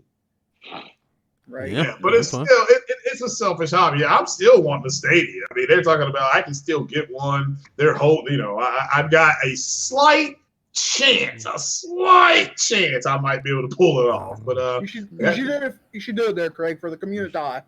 Well, I mean, the community. I want this 1660 Ti. I want the 5700 XT. I just want one. So, but something had to take an L. So, I don't know. So I'm kind of like J-Dub. I'm that's the way I was with Death Stranding. I was confused and worried about about the game, but I was also excited for Death Stranding. That's how I feel about Google Stadia. I'm confused about it, but excited about it for the same time, because I love tech. Well, I mean, again, what's confusing about Stadia? If you have the bandwidth, you can play what Brian was just streaming there, that Assassin's Creed, which looked beautiful, by the way, even on my screen. At 4K 60 with HDR. That is, and they got 10.2 T-flop. Yeah. Okay, so it's. I got the internet bandwidth. So I just try it out, like J-Dub said. I definitely want to see what the fuss about. I know Jay's going to test this. Hey, Jay, I have a request, a game that you should test this on. Mortal Kombat. I need to see this bandwidth. Is that gonna be on there? I will be on that day one, sir. Well, when they do it, when the game drops. That's one of the things he just said, Mortal Kombat, because if you have that latency, supposedly if you have that latency, it's supposed to remember the buttons that are being delayed. Yeah. It's like not to interrupt you, but hold on. You all brought up That's actually wrong. Let me explain exactly what they said. They went into a deep dive about it. All right. And what it is right, the games actually on the server runs at 120 frames per second. Okay. You don't get 120 frames per second, but the server does. And so that helps lower the latency time from it coming from the server back to you. And also, they said in the future, with some of the tech that they're rolling out, it will be able to process 4 different ways of decisions of what button you meant to press, what direction you meant to press. So no matter which one you do, it's already there queued up for you. So and this stuff is going on in nanoseconds. So it's not like it's playing for you automatically. I think, that's why people need to look into the tech if they're interested in it, or not like just read the headlines, because this stuff Google has been doing for over 8 years, and other people have used this same predictive technology as well. Mm-hmm. Google, hire this man. Google, hire him. Well, no, J-Dub's hey. right. NASA uses predictive technology when they're on their Mars rover. But you all brought up Benji Sales. I just want to break this. I mean, this is a 14-minute breaking news. Breaking news. He is saying that he is hearing and seeing that there are reports of Death Stranding physical shortages starting to pop up already on day one. Could be our first indication of a big launch in the U.S. ? Wow. Did he ask anyone out there have any anecdotal evidence of shortages in their area? Again, now of course somebody is moist, and it was a shortages of what? Shortages of what? Units. Physical copies of physical copies. Physical copies. Yeah. Well, mine is out. Mine right around the corner from me is out. Now we got like 6 GameStops in my city, but mine around. I got the special edition gear. I got the special edition Death Stranding. Yeah, it's exclusive to Amazon. You can't get it anywhere else. Sorry. Oh yeah, that's cool. Yeah. So don't be mad. Don't be jealous. Sorry. Yeah, it could. Nobody bought the baby though, because everybody's trying to get their money back with the baby. Mine came with diapers. There's no baby, but you do get diapers, man-sized diapers. Funny enough. Diapers. Yeah, and for some men, this may be the closest you are to being a baby daddy, having to take care of that. You know what though? You know what? Maybe I'm just a stubborn old coot, but I have Dark Cloud, check your. I have no compulsion. I've got no compulsion. There's nothing compelling me to fucking trying any of these services. Stadia, xCloud. I just don't give a shit about them, man. In fact, I feel robbed that we spent like 20 minutes even talking about it. Well, I mean, look, if you all don't like Stadia, you use my PayPal account, and that gets me closer to my GPU. It's a win-win for everybody. I won't even try it. I won't even try it to criticize it. How about that? I care so little about it. I don't even want to try it to ridicule it. Well, henceforth, more money coming for my GPU. It's even better. Here's the thing, Sean. Right. Here's the thing. Yeah, that's pretty telling there, Kratos. Yeah. So you saw that, right? Yeah, I see that. Yeah. So here's the thing: is as much as back in the day. What do you mean? What did you send him? What is this backstabbing going on here? No, I sent him the tweet from Ben Sales. No, I'm joking. I'm joking. Yeah, he's basically said that GameStops and other places are selling out or have already sold out, and he's looking to find out what all locations sold out. But I like Benji Sales. I like him. He sounds like a comedian. I just called right now, and they say they have a few copies left. Yeah. So for a game that's a walking simulator that got shitted on very heavily. But then again, we don't know how many copies were actually shipped into circulation, do we? True, but Fox, that's just like saying Sony is only going to make 1,000 copies. Like this game is one of their biggest. This is their biggest game of the year, bar none. They might have just put out 1 million copies, so maybe 1 million have sold already. Yeah. Now they got to restock. Yeah. Well, I mean, I don't know, but put it like this: for a game that got shitted on very heavily, it seems like there's a lot of people I'm seeing on Twitter and YouTube. A lot of the naysayers are actually playing this game. So we'll see. Listen, I love the game, man. Already, I've only done an hour, and to be honest with you, the 20 minutes we wasted talking about these shitty game services, streaming services, I could have easily have played the game, but I'm not going to hold it against you guys. It's just part of the conversation. Yeah, well, we can talk about 4K I do feel rather depressed though, having sat through a streaming conversation. It's oh god. Ironically, we're streaming right now. Well, I got one more topic, and that's pretty much it for me. If you guys want to add anything to this after this, you're more than welcome to. The last topic I got for you guys was Jim Ryan on studio acquisitions. He basically saying that we're always looking into buying more, and it's a seller's market. That's what his comments were. The right studios, he said, not the right pansy, crappy studios. It's got to be the right studio. Not the studios that's going out of business. The bankrupt studios that Microsoft. I mean, he probably would buy a bankrupt studio if they got a banger like an old school game that's worth it. Nah, they wouldn't buy the studio. They just wait for the staff to come knocking. Yeah. They'll just wait for the staff to come knocking. Because when So a studio will go bankrupt, and then staff need a job, and then Sony don't have to buy you; they just get your best talent. Come here. Yeah, good point. Yeah, good point. here's the thing, right? It's not necessarily about just buying up every studio. You have to find the right one that'll fit within your corporate structure, one that will, mingle with your other studios, will share And technology. it's got to fill a need as well, because Sony have plenty Yeah. of third-person studios Yeah, that deal in third-person open world games. They got Bend, they got Gorilla, Yep. they've got fucking Naughty Dog. So you don't want another studio doing the same fucking thing. stuff. Yeah, Facts. You want something new. and that could have been a reason that they passed Remedy, or they hadn't acquired Remedy yet, because where would Remedy really fit in? And I was thinking about that. Yeah, they do third-party games with Alan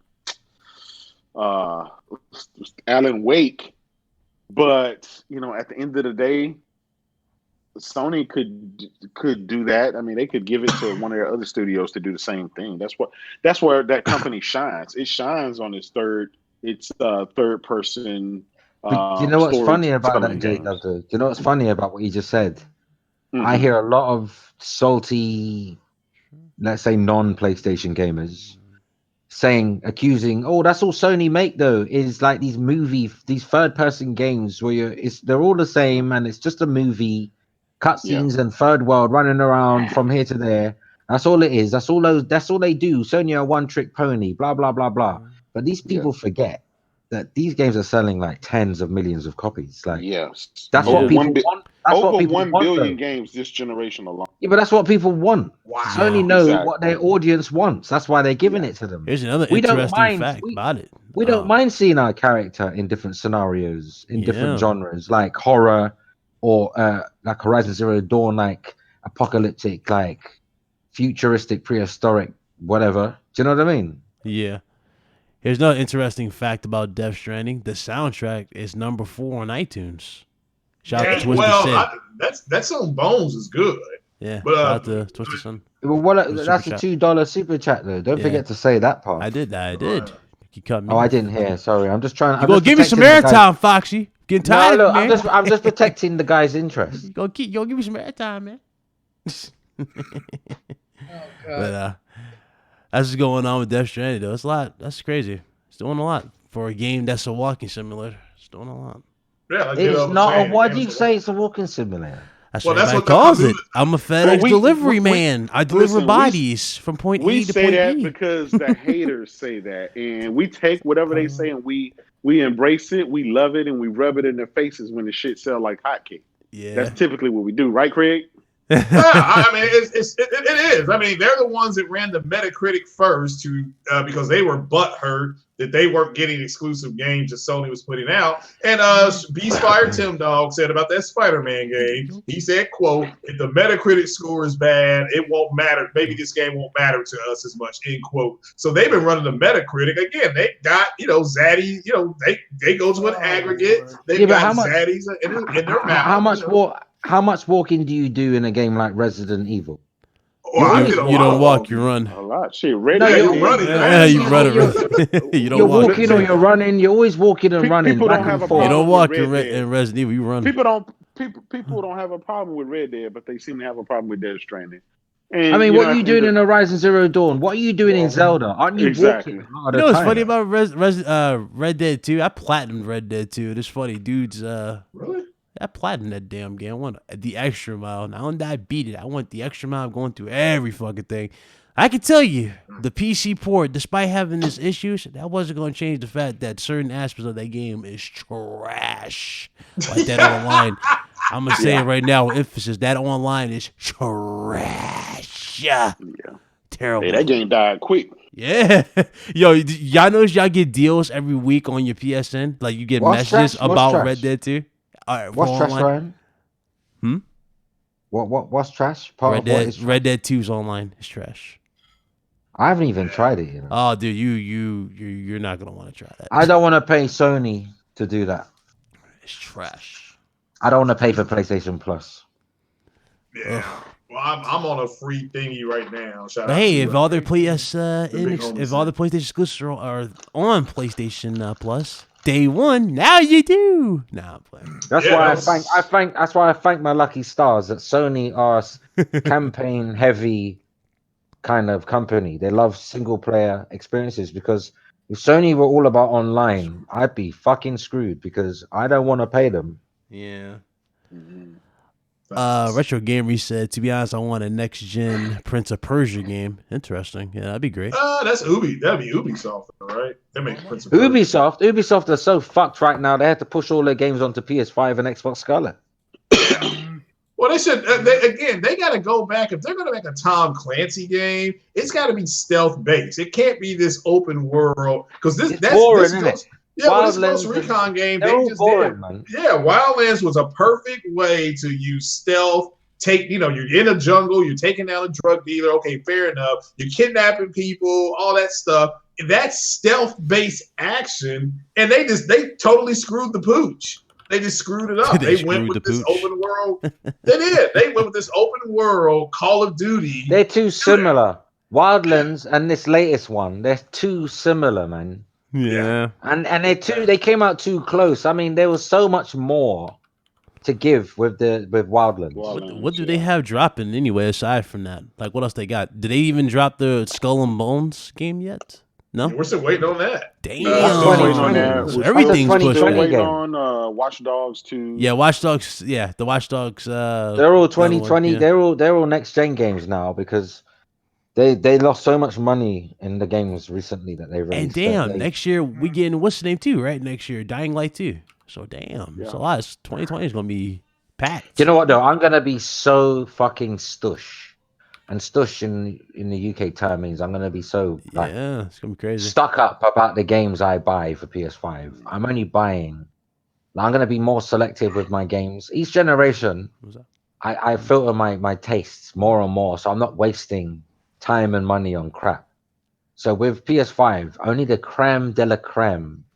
And I don't mean high Metacritic scores. I mean games that really appeal to me. That's the only games I'm picking up. I'm not buying every fucking multi-plat game that comes out. I'm not buying every Ubisoft game, every fucking this, that, and the other. I'm going to be so selective because as I get older, the less time is afforded to me. Yeah. Yeah. Good point.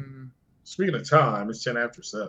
Yeah, we're we'll play pretty this much game. we're at the home stretch here. I have nothing Yeah. else to talk about, but you guys have any other topics you want to throw out there? Oh, No, let's kill it, man. You I wanna play Death I know y'all want to get back to EA Death pulling. Stranding. Yeah, EA pulling. Oh, that's right. Yeah, Star Wars. Yeah, They pulled up. just real quick. Yeah, trash, that's quick. Trash. They pulled a shady bait and switch with you guys because it was going around that you can actually play the game early if you have EA Access or EA Origins, right? It was Origins. You cannot do that now. They removed it completely. That's crazy. Big Mike, I told Big Mike about it, and Big Mike told Danny, and now Danny's probably pissed. So I think a lot of people are. I'm gonna cancel EA Access. So that was the main. Yeah, everybody's reason doing I was that. Keeping it. Yeah. All right, come on, Death Stranding time. Let's kill Let's this get to shit. Death Stranding. yeah, I know y'all want to get to y'all Death Stranding. Okay. Mike, you there? Mike. Nah, he Yeah, stepped away. He's probably playing Death Stranding. See, there you go. Everybody's Death Stranding fight. But yeah, he's he woke up. Oh, he's here. I've been talking. I didn't hear you. What the fuck? My bad. I didn't hear you. But yeah, they removed what's the name from they removed Star Wars from EA Origin. That's why Danny couldn't play it. Shit. They removed it. So, Yeah, that was the whole reason I got EA Access. One, to try Need for Speed Heat, and plus Fake 4K. Fake 4K on the Fake Xbox 4K. X. Need for Speed. Yeah. and oh shit, I forgot about that game Beyond Good and Evil too. Forgot about that. Why are you not stalling, man? Close I this know. shit. I got a Oh, DualShock God. 4 controller calling me. You got your urine colored. Nah, let me stop. R. DualShock Kelly 4. music in the background. You know I'm up for it. Come on now. Going to PP City. He's going to PP City. Midget. Nothing but a midget. All right, guys. Thank you guys so much for showing up. This is RGT Podcast. I appreciate everybody in the chat. Thank you guys so much. Everybody who super chatted, thank you guys. Thank you so much. It's always good to be back here on Fridays. Like I said, more stuff coming to the channel, more video uploads as always. Again, reviews. I don't know if I'm going to start this week or maybe next week. I'll definitely keep you guys posted when I start my reviews, okay? But thank you guys again for your patience. It's always a pleasure. Shout out to the panel. I want to say thank you to J-Dub for coming through. It's been a while since we had him on here, but it was always a pleasure to talk to him. Shout out to you. Shout out to Carlos. Carlos had to work a double. That's why he couldn't be here. But everybody in the chat, thank you. If you guys enjoyed the show, hit that like button. Shout out to Royal, everybody in the chat. And yeah, man, I'm going to let these outros go, and I'm going to shut it down, people. Big Mike, go ahead. Yo, you got to find me on the Platform Live, youtube.com/Platform Live, 1 p.m. Eastern, 10 a.m. Pacific. Catch us there. All right. I know you and Dan going to go over this, so I'm going to be in the chat. Mr. Dan Messiah. Skippy. Yeah, thanks for having me on. Thanks for the Vine. Great time here. Shout out to the chat. Make sure you share and like the video. Special big shout out here to J-Dub City for hopping on. You know, letting them have it over the whole day and date thing. They ain't gonna. I'll tell you this right now. They ain't gonna never live it down. You just tell them I said that. I will never let them live it down. So but follow me on Twitter at Craig Harris 456, I believe, and play the games. All the terrorists win. And this weekend, you got Wisconsin and Iowa playing football. You got Alabama and LSU. That's your big tilt. You all need to go ahead and watch that Bama game. That's going to be a great game. I hope. But yeah, check it out. All right, I'm out of here. I got to go turn on my PlayStation. Peace. All right. Mr. Lobo. What up, guys? Savage Lobo here. Thank you guys for watching this week's episode of RGT. I forgot what. Damn it. Get on with it. Yeah. Take a like. 85. God damn it. But anyways, guys, gamer by choice, not by trend. I'm gonna go and play some Death Stranding after this. I thought it was gamer by trend, not by, I ain't gonna say it. Let me stop. I'm gonna let it go. He's losing 2 lives, right? I'm gonna let him go. I'm gonna let him go. I'm gonna let him live. Mr. J-Dub, you there, brother? Yeah, man, I can't wait to jump on this game. You guys can find me at Twitter, clicking up Death, starting stuff. You know what I do. All right. Thanks again for jumping on, my brother. I do appreciate it. Foxy. Yo, Play Games Corporations. Peace and love, everybody. The Gaming House podcast this Sunday, 10 p.m. UK, 11 p.m. if you're in Central Europe, and 5 p.m. if you're East Coast. All right. Always remember this, Foxy. Not my magic. Oh God. Oh my God. He's trying to get you started. He's trying to delay the inevitable. No more drugs for this man. Trying to delay the inevitable. Ladies and gentlemen, we are out of here. Thank you guys again. Until next time, we'll see you next time.